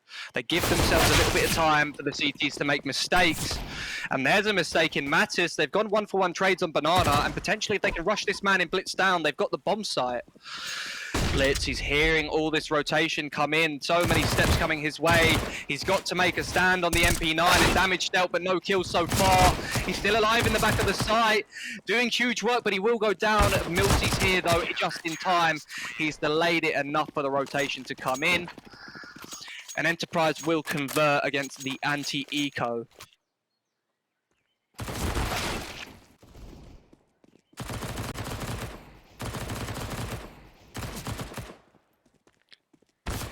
I don't know why it says that Eternal Fire have won map number 2 there. Oh, it's because they flipped in the replays. Ah, interesting. So the replays are a little bit bugged at the moment. It's saying that the TT side is the T side and vice versa. So make sure you're aware of that. Oh, aggression towards second middle. Miltzy's taken a quick kill onto Calix, and now this comeback is well on, folks. First gun round and man advantage in the hands of Enterprise. This is their map pick after all. I'm hoping they've got a lot of tricks up their sleeve. The fast speed player more. He's ahead of the nades, or at least he was for a second. The Molotov's going to burn him out. Mattis' position known, and Amor pushing him out. He was not able to get anything done there. He's taken a lot of damage. 4 versus 4 in the B bomb site in the hands of Eternal Fire. You've got number 3 on the radar. I believe that's Antares. He's making a lurk play towards middle. And oh, Mangus has run away just at the wrong time. That would have been heard. Antares thinks better off pushing. He's got that information and he's going to rotate to Banana to help out. He's got a Molotov and a smoke to work with, so that's crucial utility to stop a bomb defuse coming in. In comes the retake attempt from the CT side, and it's not looking convincing at all. With this much time passed so far, I really don't see Enterprise going for this. They can all save their weapons and carry them forward. Number 9 trying to make it costly, but if they don't get out of here quickly, they will go down to the bomb. Imor tried to make it even more costly for them, but he will get caught out by Milty. 4 players surviving, but the first gun round going in favor of the T's. Oh no, oh no, oh no. Eternal Fire so dominant on their CT half, and it's flipped the sides. They've taken the first gun round. Positive signs indeed.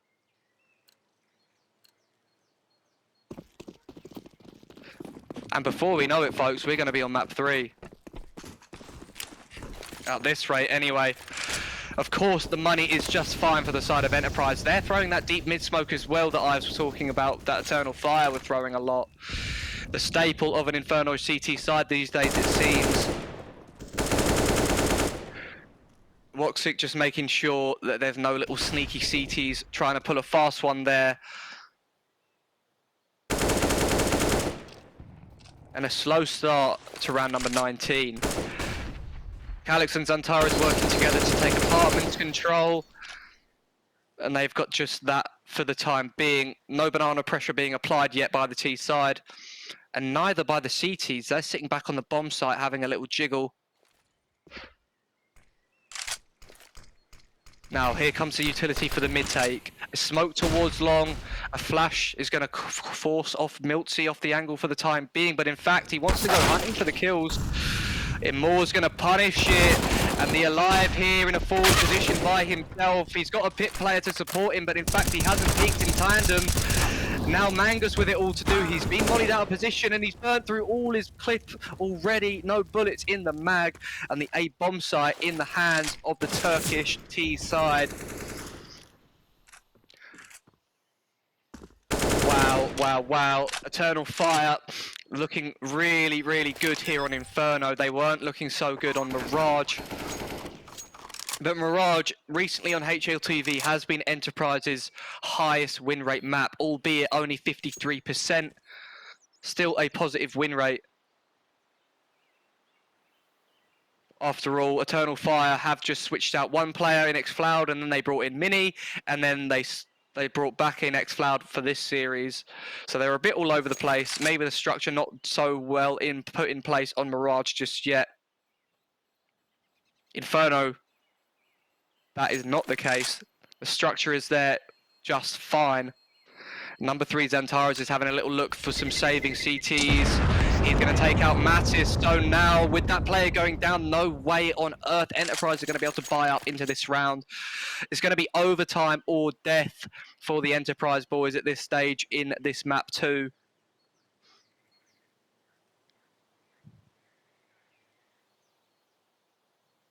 Maybe a pause being called, but in fact, no, they think better of it for the side of Enterprise. They're not worried. I suppose at this stage, there may be the thought creeping into the back of their minds that let's just get this one over and done with and get to map 3. But of course, you don't want to have that attitude. A done game is never a done game until that 16th round ticks on the scoreboard. Blitz still having a hard time getting involved in this game, but he's going to have an opportunity to get it done for his side here. Oh, he's peeked off of the fact of the flashes and the utility, but he's not able to go 1-for-1. xFloud is going to deal with him, and man advantage again in the hands of Eternal Fire. They're looking so good to get 15 on the board.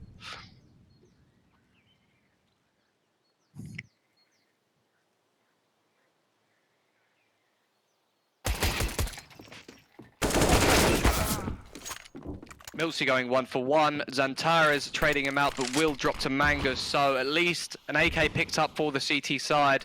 They've got some players in a good position to deal with this hit, but in fact with the guns that they've got, Mattis able to go 1-for-1, but no more really expected of him. Now Mangus, he's going to go for this. They have to buy up next round anyway. He's got 100 HP and a Molotov, no armor though. So if he gets hit, his aim is going to be going sky high because of the aim punch. And more on low HP, but at least he's got the AWP to work with, so that's not a huge deal for him more. And the positioning for the T side, they've set up a bit of a crossfire here between Banana and Dark Corner. Dark Corner, that Molotov is going to land at his toes, but in fact it is going to burn out xFloud, leaving just some more on the low HP player. No kit for Mangus here though. Imore, he has to peek, he's got no choice, but in fact the bomb is already too far gone. Mangus getting the kill in the end, but it won't mean anything. 15-5 for Eternal Fire here on map number 2. A hell of a series we have had so far. And coming into potentially what would be the match-ending round, well, the map-ending round, excuse me, for Eternal Fire. They're going to be all fired up going into map number 3.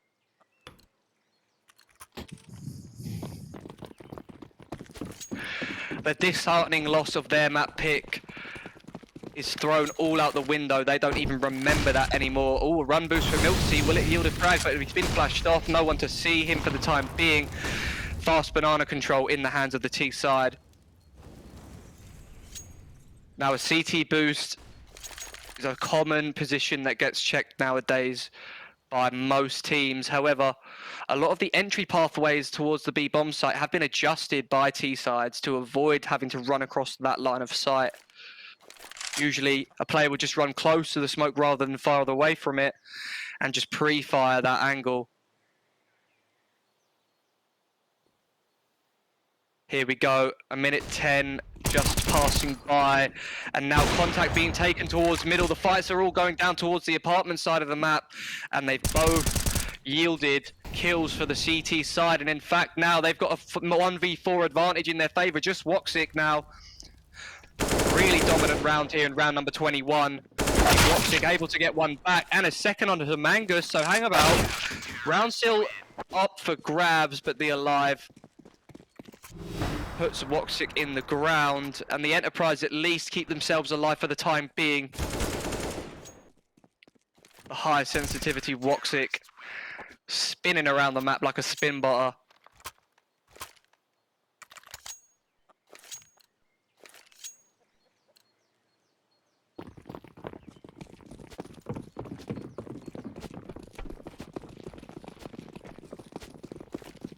Low buy round for Eternal Fire.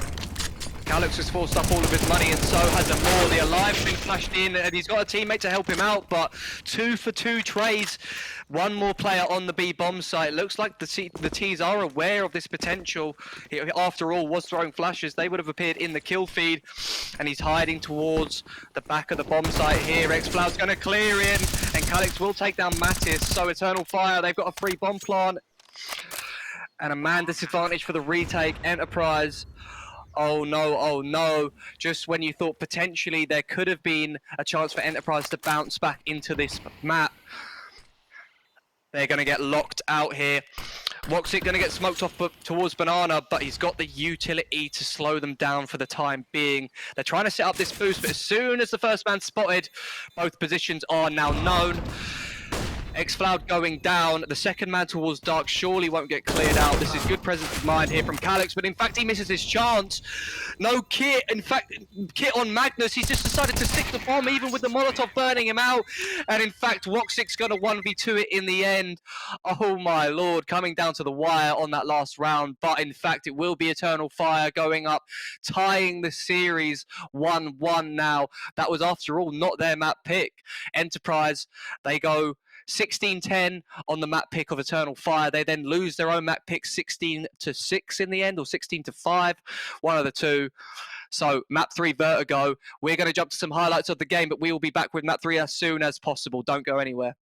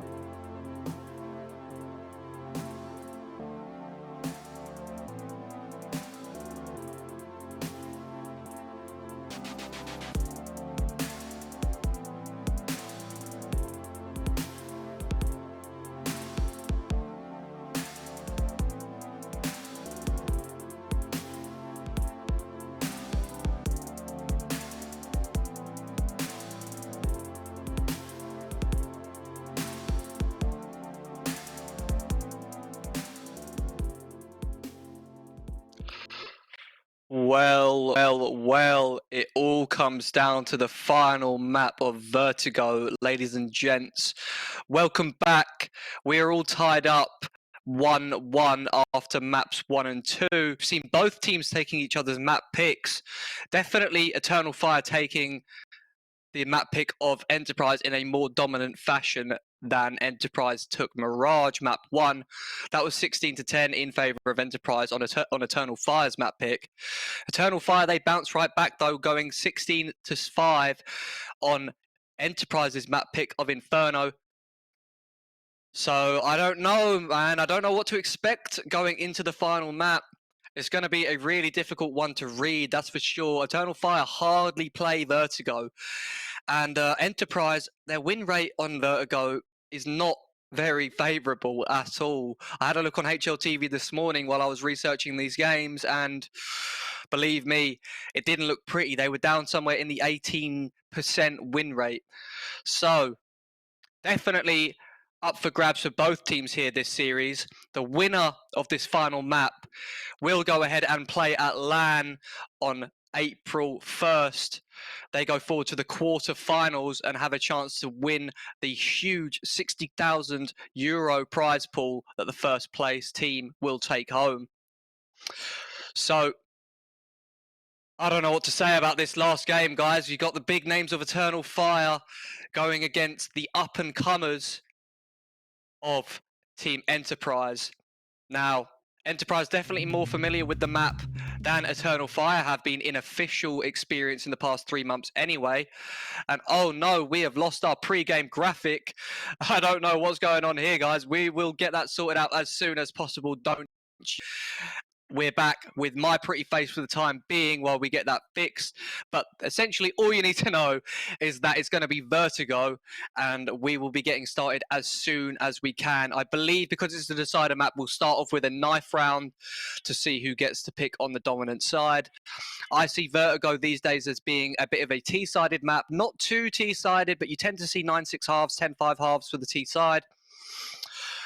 However, it all comes down to who shows up on the day. Map 1, it was the side of Enterprise showing up. Map 2, Eternal Fire bounced back in a big old way. Calyx picking up huge numbers. And here we are. We are back with our Vertigo run through here. The B-bomb site tends to be left open by CTs these days. They stack towards middle and A and play retake on B. It is a very open site after all. Easy to take and retake. And we'll expect to see a lot of the same early utility on a map like Vertigo from the CTs. You know, ramp smokes, early ramp control being taken, contested by both sides. And we've seen this map evolve over time with more of a slow and methodical ramp take from the T side. When Vertigo first got thrown into the map pool, it was just, let's all charge up ramp with as much util and flashes as we can and take the fights. And that did work at first until some adjustments were made to the Vertigo map over time. And since then, it's become a little bit more fair for the CTs to contest that ramp area of the map. Trades going in favour of Enterprise in the knife rounds. They will get their choice of side. And there we go, they have picked, well, excuse me, we have gone to a tech timeout for the time being. There's going to be a slight delay getting this one started. It looks like xFloud may have DC'd. He's the only member not moving. But here we go with a reset of the round. We look like we should be all good to go now. Timer ticking down and players buying up, yep. Here we have it, folks. Map 3 decider. Who goes to LAN and who goes home? Who gets the chance to play for that 60 grand euros? It all comes down to this final match here. Eternal Fire, they've grouped towards the B side of the map early on. All of them here. Nobody straggling elsewhere on a bit of a lurk. And they're going to boost a player up behind the wood here. Zantares He's going to have a little look by himself towards B. Mattis not in an angle that he will expect. And the Molotov's going to land right at his feet, so he's got to back away. Immediately, this looks like a retake situation for the CTs with this utility coming in. Flash is going to allow them to contest for it, but Mattis going down and Woxit getting one of his own.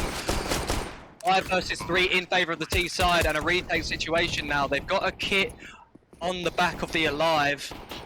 But Alive for how much longer, I wonder. He spotted a rotation, well, a bit of a cross, hardly a rotation.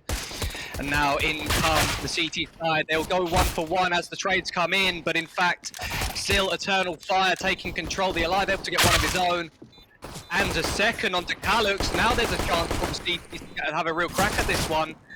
With the bomb tick now over halfway down, and the last man of the Alive on 9 HP. There is no way on earth he'll be able to win this one out, and he will go down. Eternal Fire, they take the first pistol round.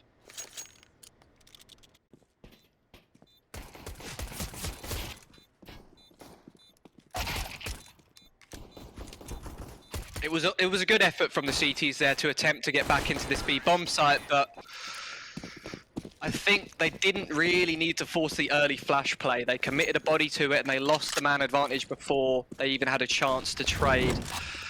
But here we have it. The CTs are forced back into this round. And it's a very common thing that we see for CTs. Well, both sides do this these days. If the Ts get the bombs down, they force. If the CTs die or survive, it doesn't matter, they force. They've got an MP9 at least, a bit of utility to work with, but you just want some good trading, some well set up crossfires, and some nice eagle headshots. But in fact, Antares will strike first. He's taken down 2 towards the B bomb site, and immediately it is an open site. Immore's going to deal with Mangus, leaving just Guilty and the Alive, both on low HP. So no hope in hell to get anything done in this round, but if they can save their armor and the guns and carry them forward, that would be something at least. Miltzy's heard this rotation, but in fact, Calux, he's made a bit of a fake step and he's holding for him. So just the Alive now wants to stay alive, but they're hunting for him. He's on 19 HP, which means he's got to hit headshots. If he doesn't, he's going to get chipped down with body spams. And in fact, they're surrounding him. They've got a perfect idea of where he is. Antares will deal with him. 3 kills on the Mac 10 for him. And an AK recovered means that Antares is going to have plenty of money going forward in the next couple of rounds.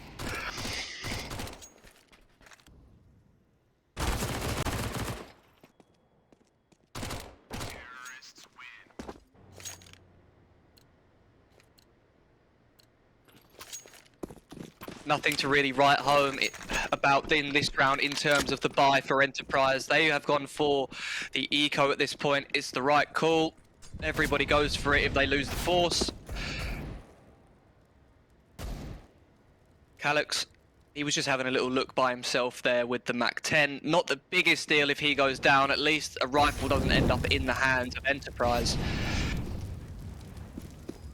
And the Molotov towards the window is going to allow him more to get a deep position in middle here. Milty's going to have a fight coming his way, but in fact that was a decoy, not a smoke. Cloud and Amor getting 1 apiece. Matt is able to trade 1 back, but 4 versus 3 in favour of the team side. The Alive with the USP and Blitz. Hang on, what the hell's going on here now? All of a sudden this round's been flipped on its head, but Amor, he calms it down for a second. The bomb site now under control of Eternal Fire. And with the numbers being punched in, no kits for the CT side. Mangus is hoping that a player is going to come searching deep enough into the B side of the map, but in fact, it looks like, is it Woxic on his left or Immore? Oh, it's Woxic, and Woxic will hit the deck. And in fact, Enterprise able to get it done. The 2 versus 2 on the low weaponry and no kit, but it doesn't matter. Woxic going down, he wasn't expecting the tucked man. And just like that, the round gets flipped on its head. Huge kills from the player on the USP and P250 in the B bomb site. Blitz and Miltzy, I think, no, the Alive it was, going 1-for-1. Yeah, and necessary kills there. You got to be thanking Blitz and the Alive for going 1-for-1 in the bomb site there.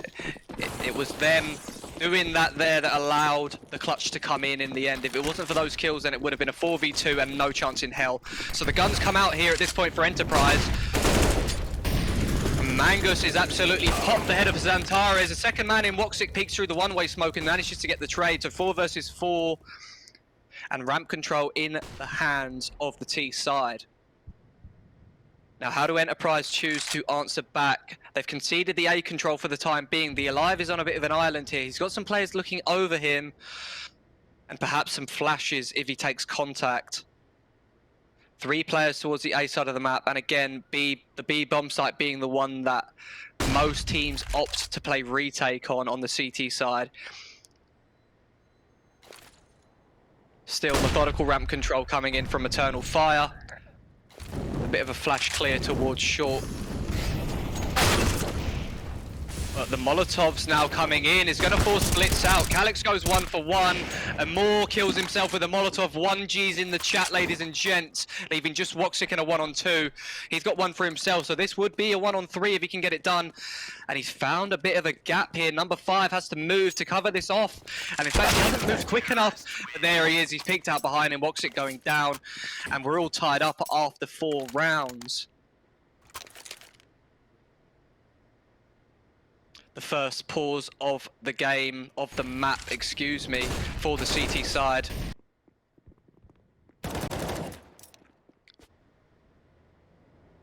Trades all over the place there, and it perhaps would have gone in favour of Eternal Fire, but Emor, he mollied himself out. You hate to see it, folks. It's always a tragedy when it happens, but it does happen from time to time.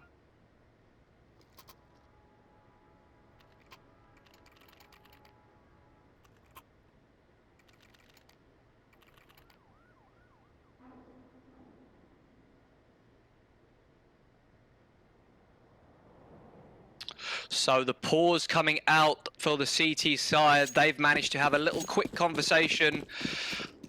Well, at least I believe it was for the CT side. It was a blue image.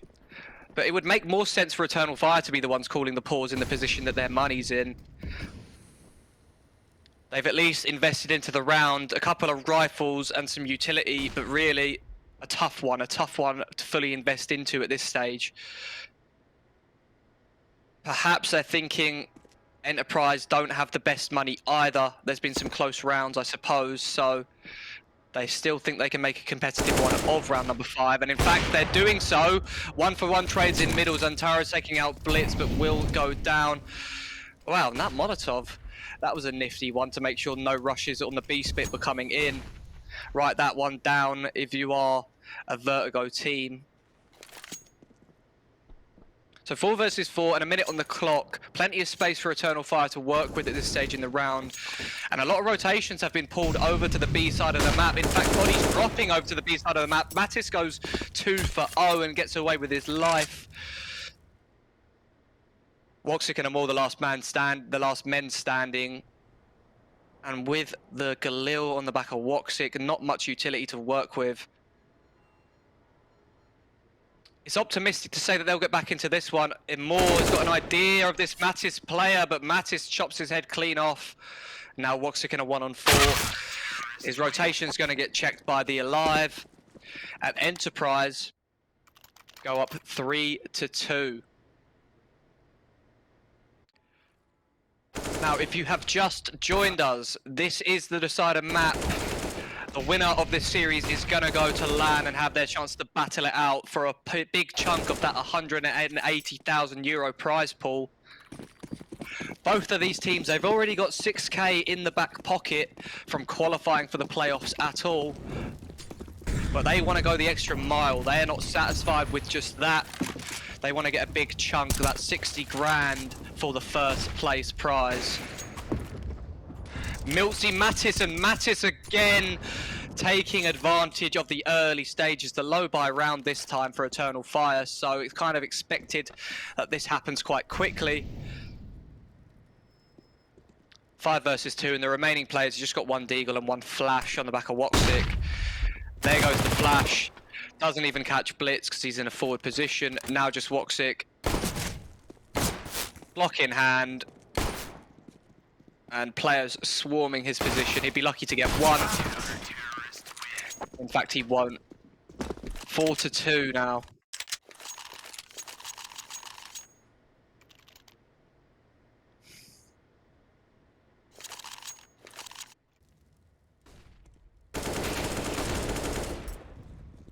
Good flash play here from Mattis and Blitz. They've worked together towards that B stairs area and taken the control they needed. But in fact, now the guns come back out. Eternal Fire, they've got to bounce back here. Round number 7 and only 2 on the board so far for them.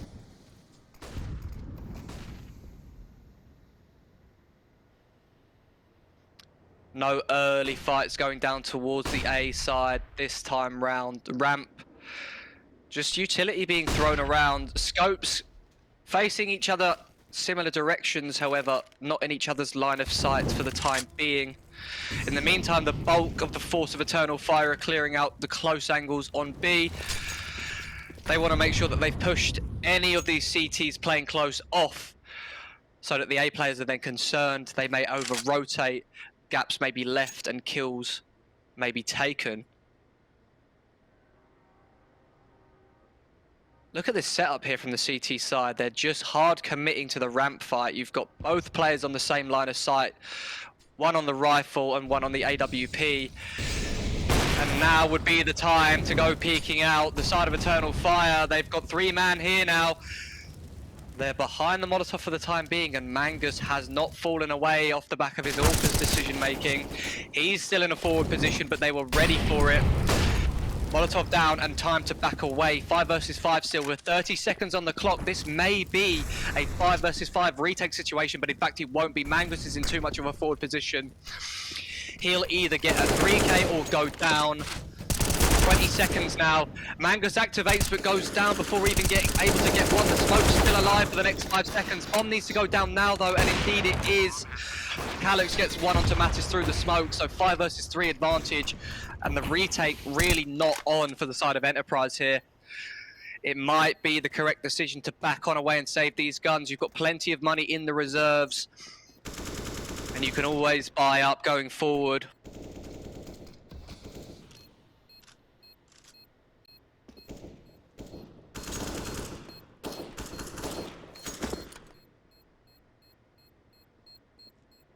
Yeah, with these guns saved over, they're going to have no problem getting out some more superior weaponry in the following. But Blitz going down, not the biggest deal. He was on the MP9 after all. They didn't really want to bring that one forward.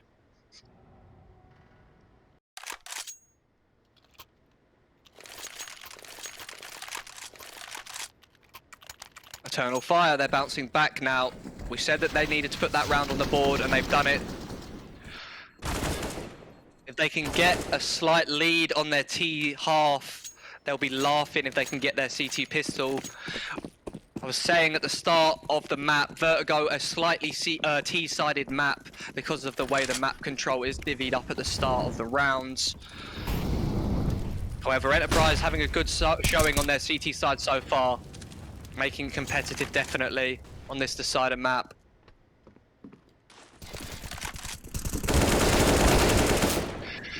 Imor manages to get the alive, but Miltsy trades one back onto Zantares. Ex-Floud will deal with him through the corner of the sandbags there. Man advantage again in the hands of Eternal Fire. And as the execute comes in, Blitz looks like he wants to contest this. He's got some team flashes to help him out. He's gone flying through, but he's full blind. Mangus in front of these smokes. He's got a teammate who's run through as well to help him out. But Calix going down as well. This round's been flipped on its head. The CT side have put in a hold. Woxic now in a 1 versus 3. He's found the first man of Mattis. He's aware of the positioning of the second man, and the chance was there. The good swing from Blitz to get him out, to take Woxic out there before the shot was ready to go off.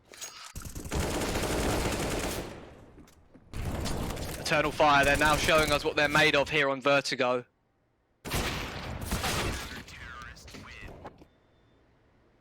At least a competitive round, and they will continue to make it competitive, I hope. The money for them this round, though, is good enough. Imor's able to get a gun out, so is Ex-Floud, and Woxic could buy an AK for himself if he wanted to. Possibly no AWP coming into play.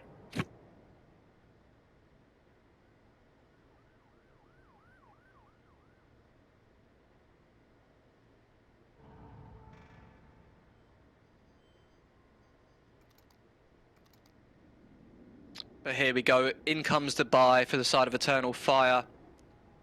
They're making the rounds competitive at least, and at the bare minimum, they need to be doing that. They need to make sure that Enterprise don't stack up a lot of cash on their CT economy. And for the time being, that's not happening. You've only got Miltsy with money, the Alive on 3k and everyone else under 1. Again, the T-side are opting not to contest ramp control too early on. They lean elsewhere at the early stages of the round and come back to it later on. Oh, angle being held by Miltsy here. He's got an orb and a rifle coming his way. The rifle's going to jump across the angle by the behavior. And in fact, xFloud just swings straight across it and hits him through the box. Very crisp there. And a great entry is going to allow Eternal Fire to take this man advantage. The boys on Enterprise, they haven't reacted with any form of response of their own yet. And with the Alive going down, Woxic now, he's putting in work with the AWP. Blitz has had a flash in from a B player, but what can he realistically get done? He's been flashed off and he's going to think better of it now. 50 seconds on the clock, advantage Eternal Fire. This is their round to lose.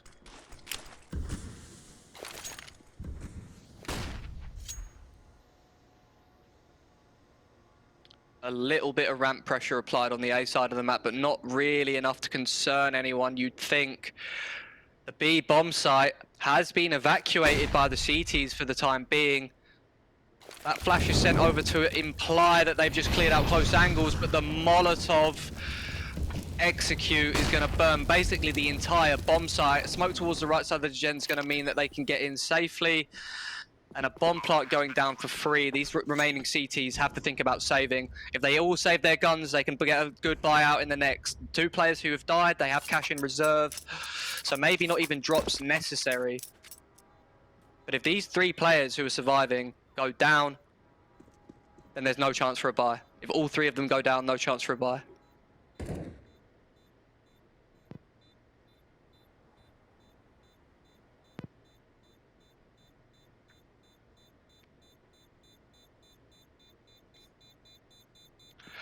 And the time will just fizzle out as expected. The Enterprise boys, they know how much it would mean for the following round if they can save all these rifles, and save them they will.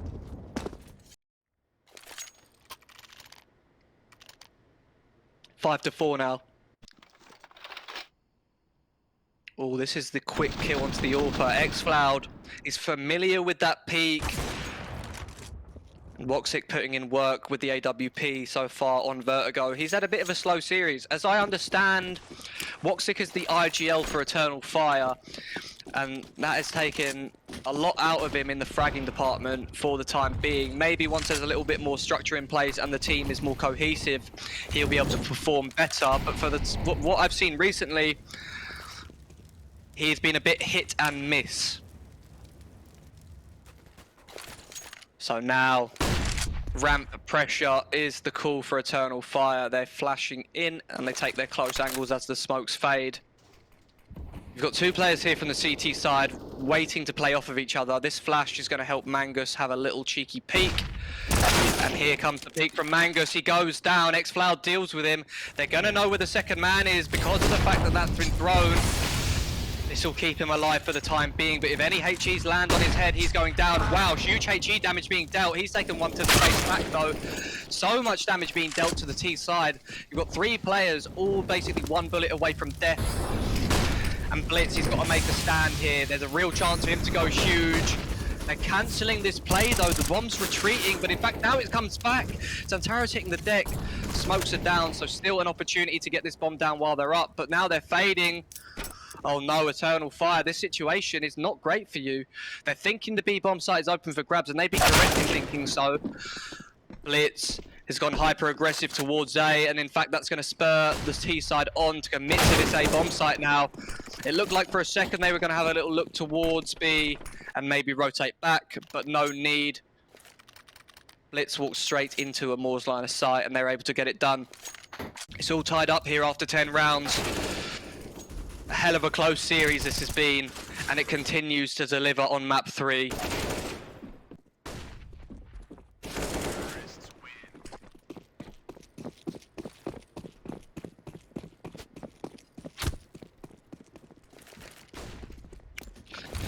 Again, the CTs have no choice but to go down to the upgraded pistols, and only a couple of them at that. You've only got Mattis on a Deagle and Blitz on a Deagle, no one else. They are working together here towards the B stairs though, number 5 and number 1.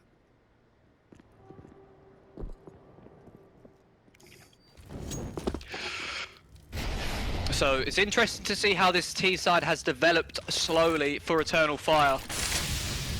They started off by taking a lot of map control towards the B stairs area in the early stages of the round. They'd apply a little bit of pressure to the A ramp, but they wouldn't commit any bodies to it.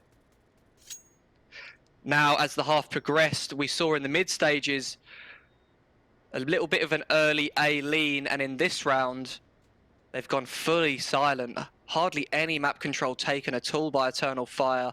Mattis, a lot of information gained by his peek through the B stairs.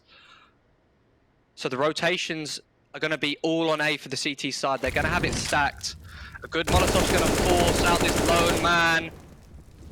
And in fact, he charges back through it to keep his life for the time being. Miltsy onto Woxing, what on earth was that? Imor and Zantares working together in tandem, and Blitz will hit the deck too, leaving just Mattis in a 1-on-4. That sounded like a Inferno vent drop. What on earth was that noise? Not Inferno, they don't have a vent on Inferno. What am I talking about? Mattis missing the shots on the crouching Calyx. Bit of a difficult one when they come sliding into the angle like that, pressed up against the wall. And Eternal Fire, they take the lead. 4 rounds left to play, including this one, for this half.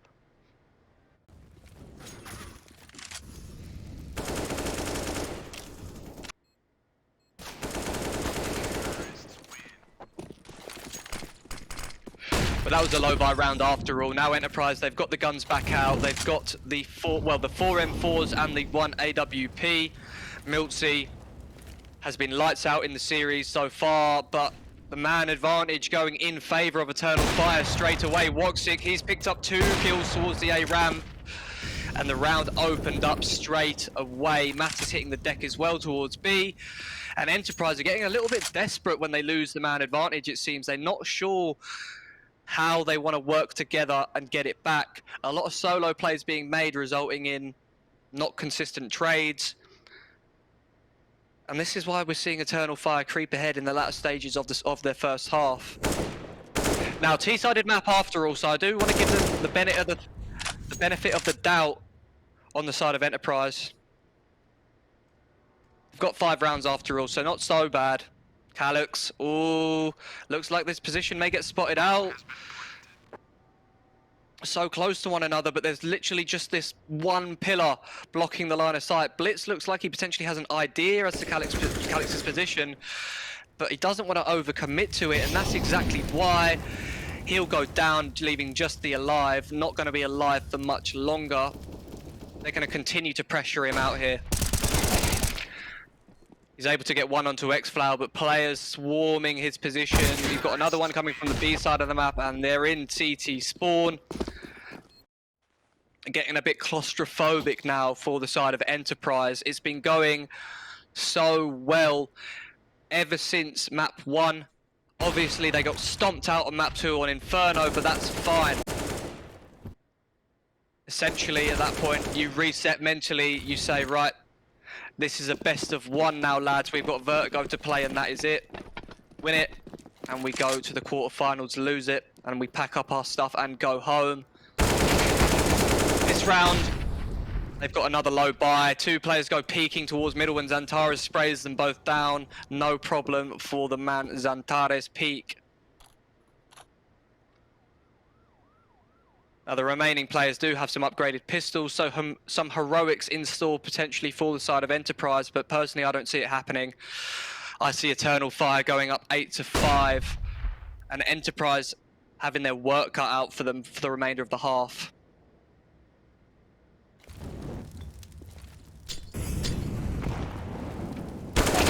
He's going to take a nade to the face and then a 7.62 round to the face. Just two players remaining, make that one. Mattis hitting the floor, Xantares on the AWP. Xantares is an AWP now? When did that happen?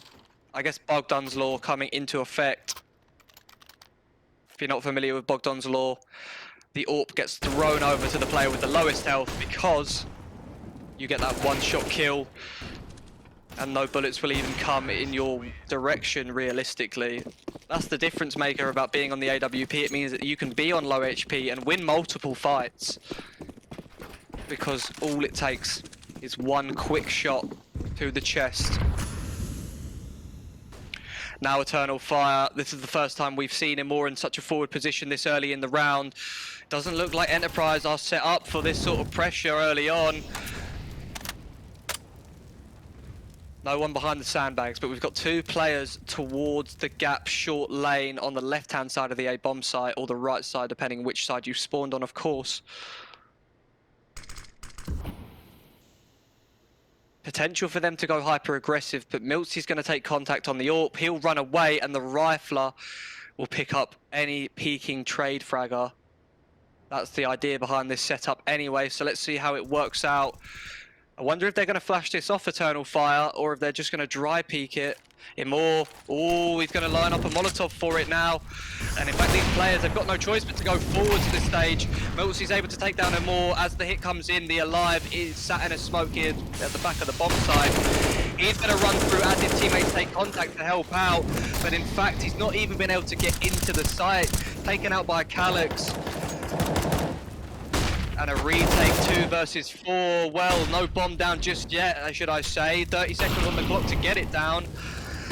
Able to get the man advantage back in their favour for the time being, but it looks like the bomb has decided to go the other way. Calyx and X-Flower, they're going to walk over to the B bomb site, which is completely open. And Woxic lurking on the AWP is caught.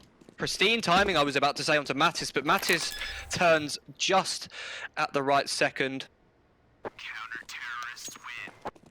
Oh my lord. The bomb not going down in time for Eternal Fire. Holy moly, that is an absolute blunder, folks. Enterprise get gifted around here. And now a real good chance for them to go up. Well, not to go up, but to get an 8-7 half and at least give themselves a real chance when they swap over to that T side. Calyx was walking, X-Cloud was walking. They thought that they had so much time to work with, but in fact they missed it by just half a second. And that's a difference maker between there being 5 rounds for Enterprise and 6 rounds.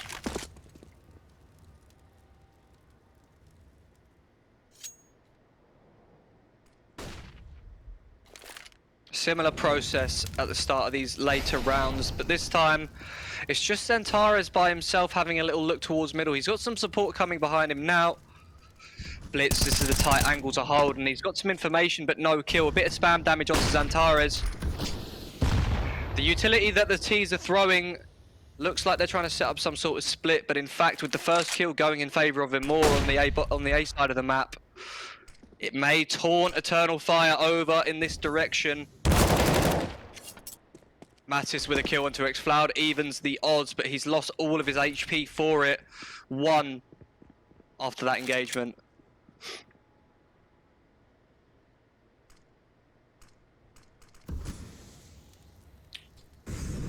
"40 seconds on the clock and a late group towards the B stairs. That smoke is going to slow them down for the time being. Mattis is on 1 HP, and this is a position that will get cleared after the boost comes in. There's the first smoke towards the back of the generator. Mattis got facing the wrong way. Will go down to Zantares now, just blitz with the site defense. He's all by his lonesome, and in fact he will go down, leaving just Miltzy in a 1-on-4. And it will be Eternal Fire going up 9-6 on their T side. I did predict that to be the case. I said 9-6, 10-5 at the half in favour of the T's. And that is exactly what has happened here, folks. So, first half of the Decider map over and done with. What a series we have had so far this morning. We are going to hop into some ads when we can, and then we will be back with half number 2 before you know it, people. Please do not go anywhere. I hope that you've been enjoying the stream today so far, and I will see you in a moment.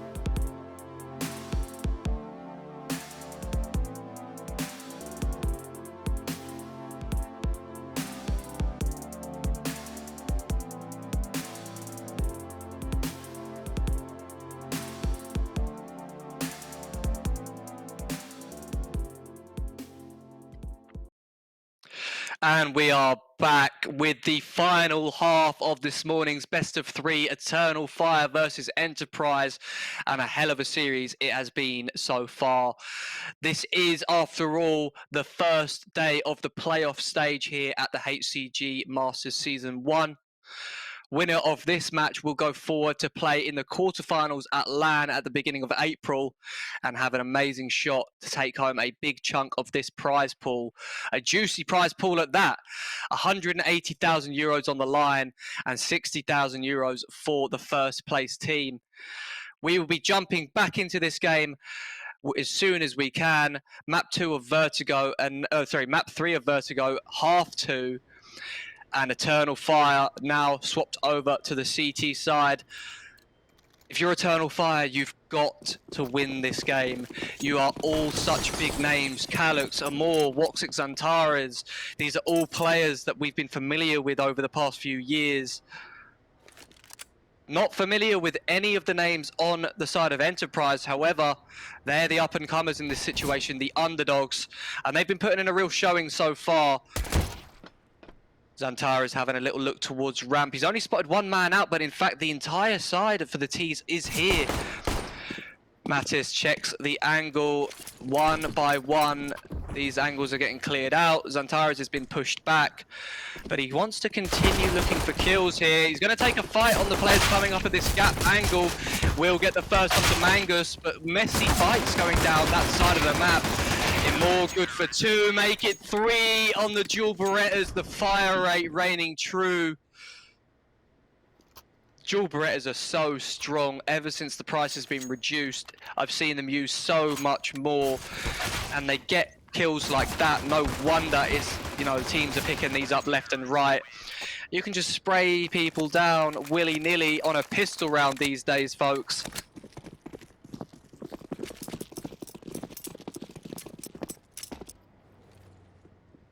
So no bomb plant for the side of Enterprise, and they've got no choice but to stay on the Glocks in this round.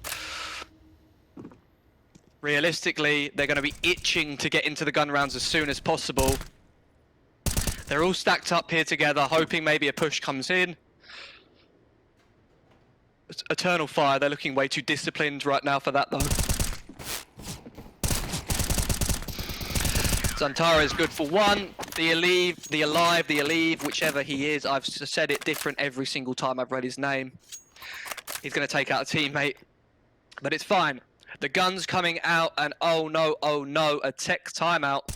We hate to see it. These are the sorts of things, the stuff of nightmares if you're a caster or a host. These tech timeouts can go on forever. But while we have a minute, let's do a bit of research on these teams. I had a little look earlier at how their tournaments have been going. Eternal Fire, they went 3-1 in the main Swiss stage, the one that qualified them for the playoffs.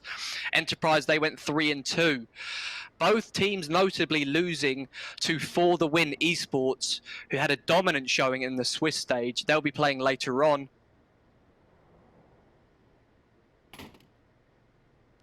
And we have lost, I believe Woxic has dropped out the server for the time being.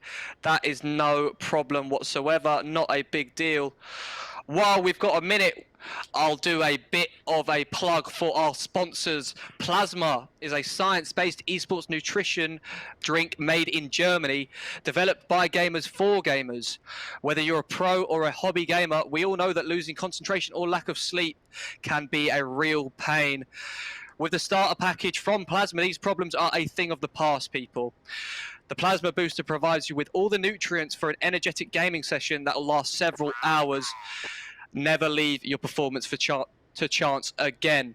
It is diabetes compliant, no booster crashes involved, natural ingredients, 100% effect with none of the downside, folks.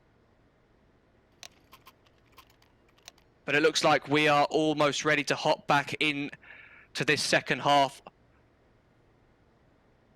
It all comes down to this, ladies and gents. We have played 2 maps, 3. This is the end of the third.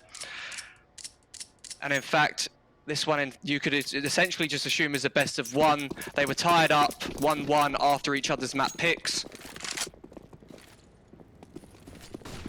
And now the guns come out for the T side for the first time on their T side. But in fact, Mattis has hit the deck immediately. He has died over towards the B side of the map. B says he's not even managed to get out. So no map control managed to be taken so far by the Ts. And information gained by Eternal Fire. Man advantage for Eternal Fire. Mangus, well-timed peek off the back of the smoke fade. He's going to go for 2 here, but Zantara's set up perfectly for the peek. He's maintained the man advantage.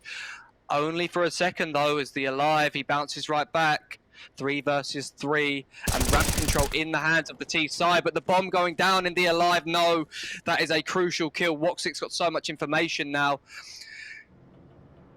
Milsty. Oh, and Blitz actually has got himself in a really forward position in middle. He's good for 2 as a result. Those players line up as they peek out. Now just xCloud by himself. He's already pushed all the way through B, or maybe down the B ladder. But he's heard this rotation and he's going to run all the way back to the B side of the map. That smoke is going to be a little bit too deep. He's not going to hold him off for the time being. He's going to go ahead of it, and in fact he will go down to Miltsy. And I have lost my game for the time being. Oh, we're back. These freezes scare me, guys. I have a little mini heart attack every time they happen. But we are all good. And Enterprise will have been feeling good after that round win. 11-7, and now they really have a good chance at making a comeback here on their T side. After all, this is a T-sided map. Eternal Fire went up 9-6 on their T side. And if Enterprise, well, 9-6 isn't going to be enough for them. They're going to need at least 10-5. Well, they're going to need 10-4, because if they let Eternal Fire get 5 rounds, then the game is all going to be all said and done. A quick pause called by the CT side. They've got a bit of money troubles, throwing some guns around. xCloud hasn't bought just yet, but he will do. There it is. No kits for the CT side in this round as a result. And plenty to work with if you're on Enterprise's side.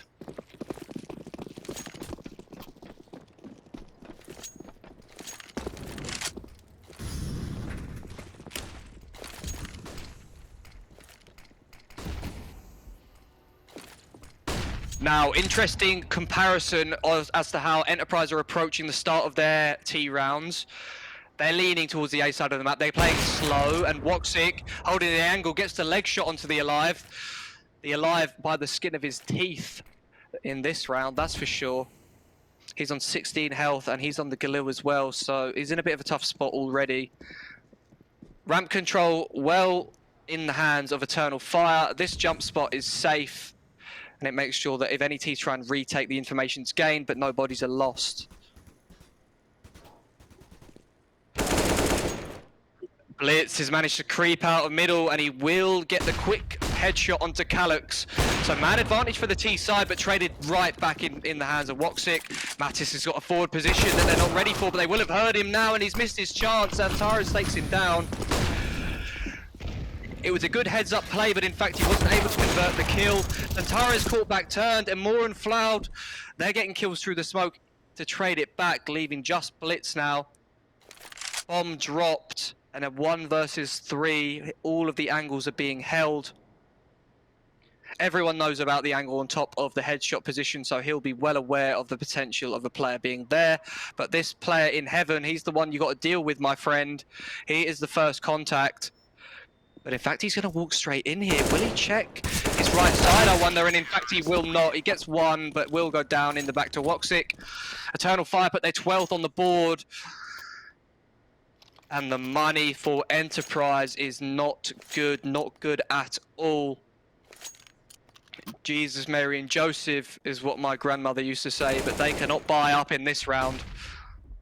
If they get a bomb plant, they can get a pretty juicy buyout in the following, but realistically, just got to go for damage here and try and stop Eternal Fire from building up way too much bank too early on. If Eternal Fire build up too much bank, then they will run away with this game and it will be over before we know it. Enterprise will be going home and Eternal Fire will be going to LAN.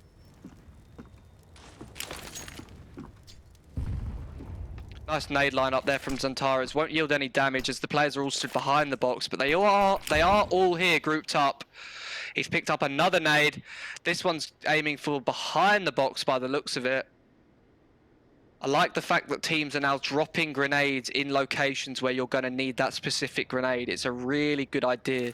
Dropping a little nade behind him is going to allow him to pick that second one up and use it at his own decision. Now, a minute on the clock, no action. And wow, as I say that, Mattis rips the head off of Calyx. That grenade lineup from Zantares has yielded about 100 damage, 120 in fact. And he's repositioned to the back of the sandbags.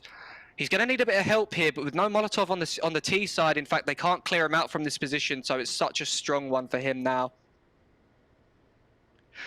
The Enterprise lads grouping up and headed over towards the B bomb site now. 30 seconds on the clock. And the Glock as the entry frag is going to get the information. That's bomb dropped and Floud. He's managed to get a Molotov off for his troubles. They're going to try and line up a boost on this right side, but that smoke is going to make it even more difficult to get in. 20 seconds to work with. X-Floud taking fights now, and Amor here to help him out. They don't even care.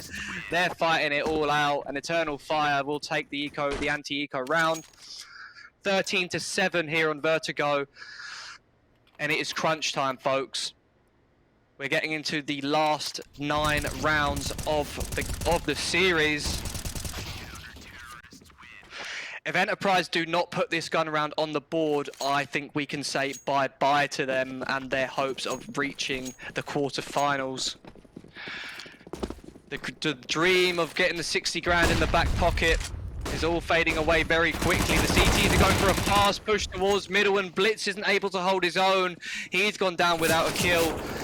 Mangus with this creep, but Miltzy is going to deal with Zantares through the smoke. Woxic's in a forward position, but he's all by his lonesome and will get caught out. So now man advantage in the hands of Enterprise. Even further so, wow, these players are just walking past each other like ships in the night. X-Floud, he's heard that contact, and Mattis heard him drop as well, so he's just said, no, you know what, I don't even want that fight. I'm going to keep headed over towards the A side of the map. Bomb down, and these CT players, with the money that they've got in the back pocket, they've got to save. They can get a decent buyout in this next round if they do save. But if one of them goes down, then they cannot. Mattis gonna go down to X-Floud. And the rest of the Enterprise boys aren't hunting. They don't have the cash to do so. And a wise decision for them to hold on to what they've got. They can drop a couple of guns over to the players that have died in this one. Definitely a chance now for Enterprise to get themselves back in the groove of this game. The momentum, all it needs to do is swing in their favor. Before you know it, it's going to be 13-13.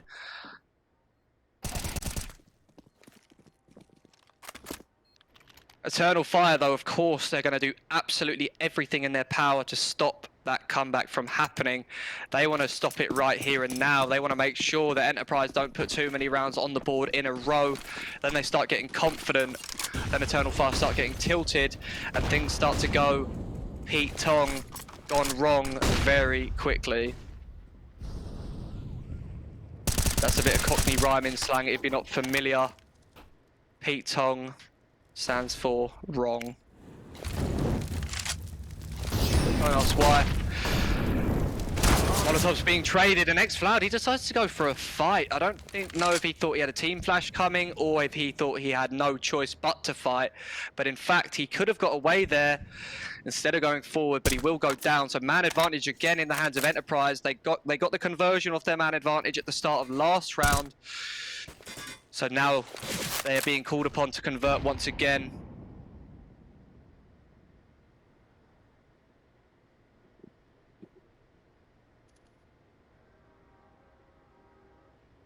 A little bit of a lull in play as the teams decide what they're going to do. Not much of a map control reaction taken by Eternal Fire, but after all, this is Vertigo. They've just decided to stack over to the B side of the map. And with this utility being thrown, it's going to be a B split, but Zantara is good for 2. Miltzy able to trade him out. 3 versus 3, and Calyx in a very forward position on the flank already. I say this is an Eternal Fire round, folks. 2 versus 2 now. Calyx still in play. Woxic taking down Miltzy, leaving just Mattis. He's getting flanked. If he can get this 1v1 onto Woxic in time, but he just can't get the kill. 14-8. Enterprise now again, the money woes have been the real, the deciding factor in a lot of these rounds for Enterprise. They've never really had the cash that they need to work with. Eternal Fire, they have been kept honest. A lot of them have been dying. It's not like they've let the money stack up, but just touching distance from LAN at this point, touching distance from the quarterfinals. Enterprise, they've had enough. They want to go quickly, and it's not worked out. Miltzy's going down immediately. Zantara is taking down Mangus as well. And a flash through the smoke for Mattis. It's well timed. It's going to yield a kill and a trade as well. So 1 versus 3 now for Blitz after all the dust settles. Trades not going in favor of Enterprise after they lose the initial man advantage. And if they lose this round, as it's looking like they will, 15 on the scoreboard for Eternal Fire, and Enterprise are going to have hardly any money to work with. This is starting to look like an Eternal Fire dub, ladies and gents, and it looks like they will be headed to the quarterfinals. I don't want to jinx it just yet. I don't want to place any bets. Blitz, of course, a high-level player to get to this point in the tournament, and a great team in Enterprise with 2 weeks preparation getting themselves to the playoff stage. However, Blitz with it all to do here in the 1 versus 3. If he can get the bomb down, that would be a huge bonus for his squad going into the next round, even if he isn't able to win this one out. But in fact, Immoor holding a very nice angle there, elevated position, and Blitz isn't ready for it. So, here we have it. Potentially match and series all lies on the performance of Eternal Fire in this round. And round 24 of Vertigo, our map 3 decider. And a hell of a series it has been, back and forth all over the place. Eternal Fire taking the map pick of Enterprise in a dominant fashion. Enterprise taking the map pick of Eternal Fire, but I'll shut up because it's all going down towards the ramp. As Enterprise, they've got the early map control that they were looking for. But with the money that they've got on the weaponry, there's really no opportunity for them to set up some sort of multi-layered structured round. They can't sell too many fakes. They can't take too much map control without losing bodies. So they've got this map control for the time being, but they're conceding it now. And a boost for Xantares. He spotted out the first player and the second man. This execute is all just a fake. Mangus, he looked like he wants to sell it for his team, though. He's going to commit in with Mattis, but they both get sprayed down by Xantares, leaving just the two players with the bomb on their back, alive hitting the deck, and Blitz will go down too. So, ladies and gentlemen, Eternal Fire will be the first team to qualify for the LAN stages at the start of April. They will be competing for that 60 grand prize for the first place. And wow, what a shame. Commiserations to Enterprise. They put up a real good showing, especially on Mirage. They had a cracking map and they were able to beat Eternal Fire on their own map pick. Inferno didn't go their way, unfortunately, though. A really dominant showing by Eternal Fire. Thank you so much for joining me for this series this morning, ladies and gentlemen. It has been an absolute pleasure to cast it for you. I have been Icon Casts. We'll be going to a break now with some quick highlights of this series, and we'll be back later on with the next game in the HCG Masters Season 1 playoffs.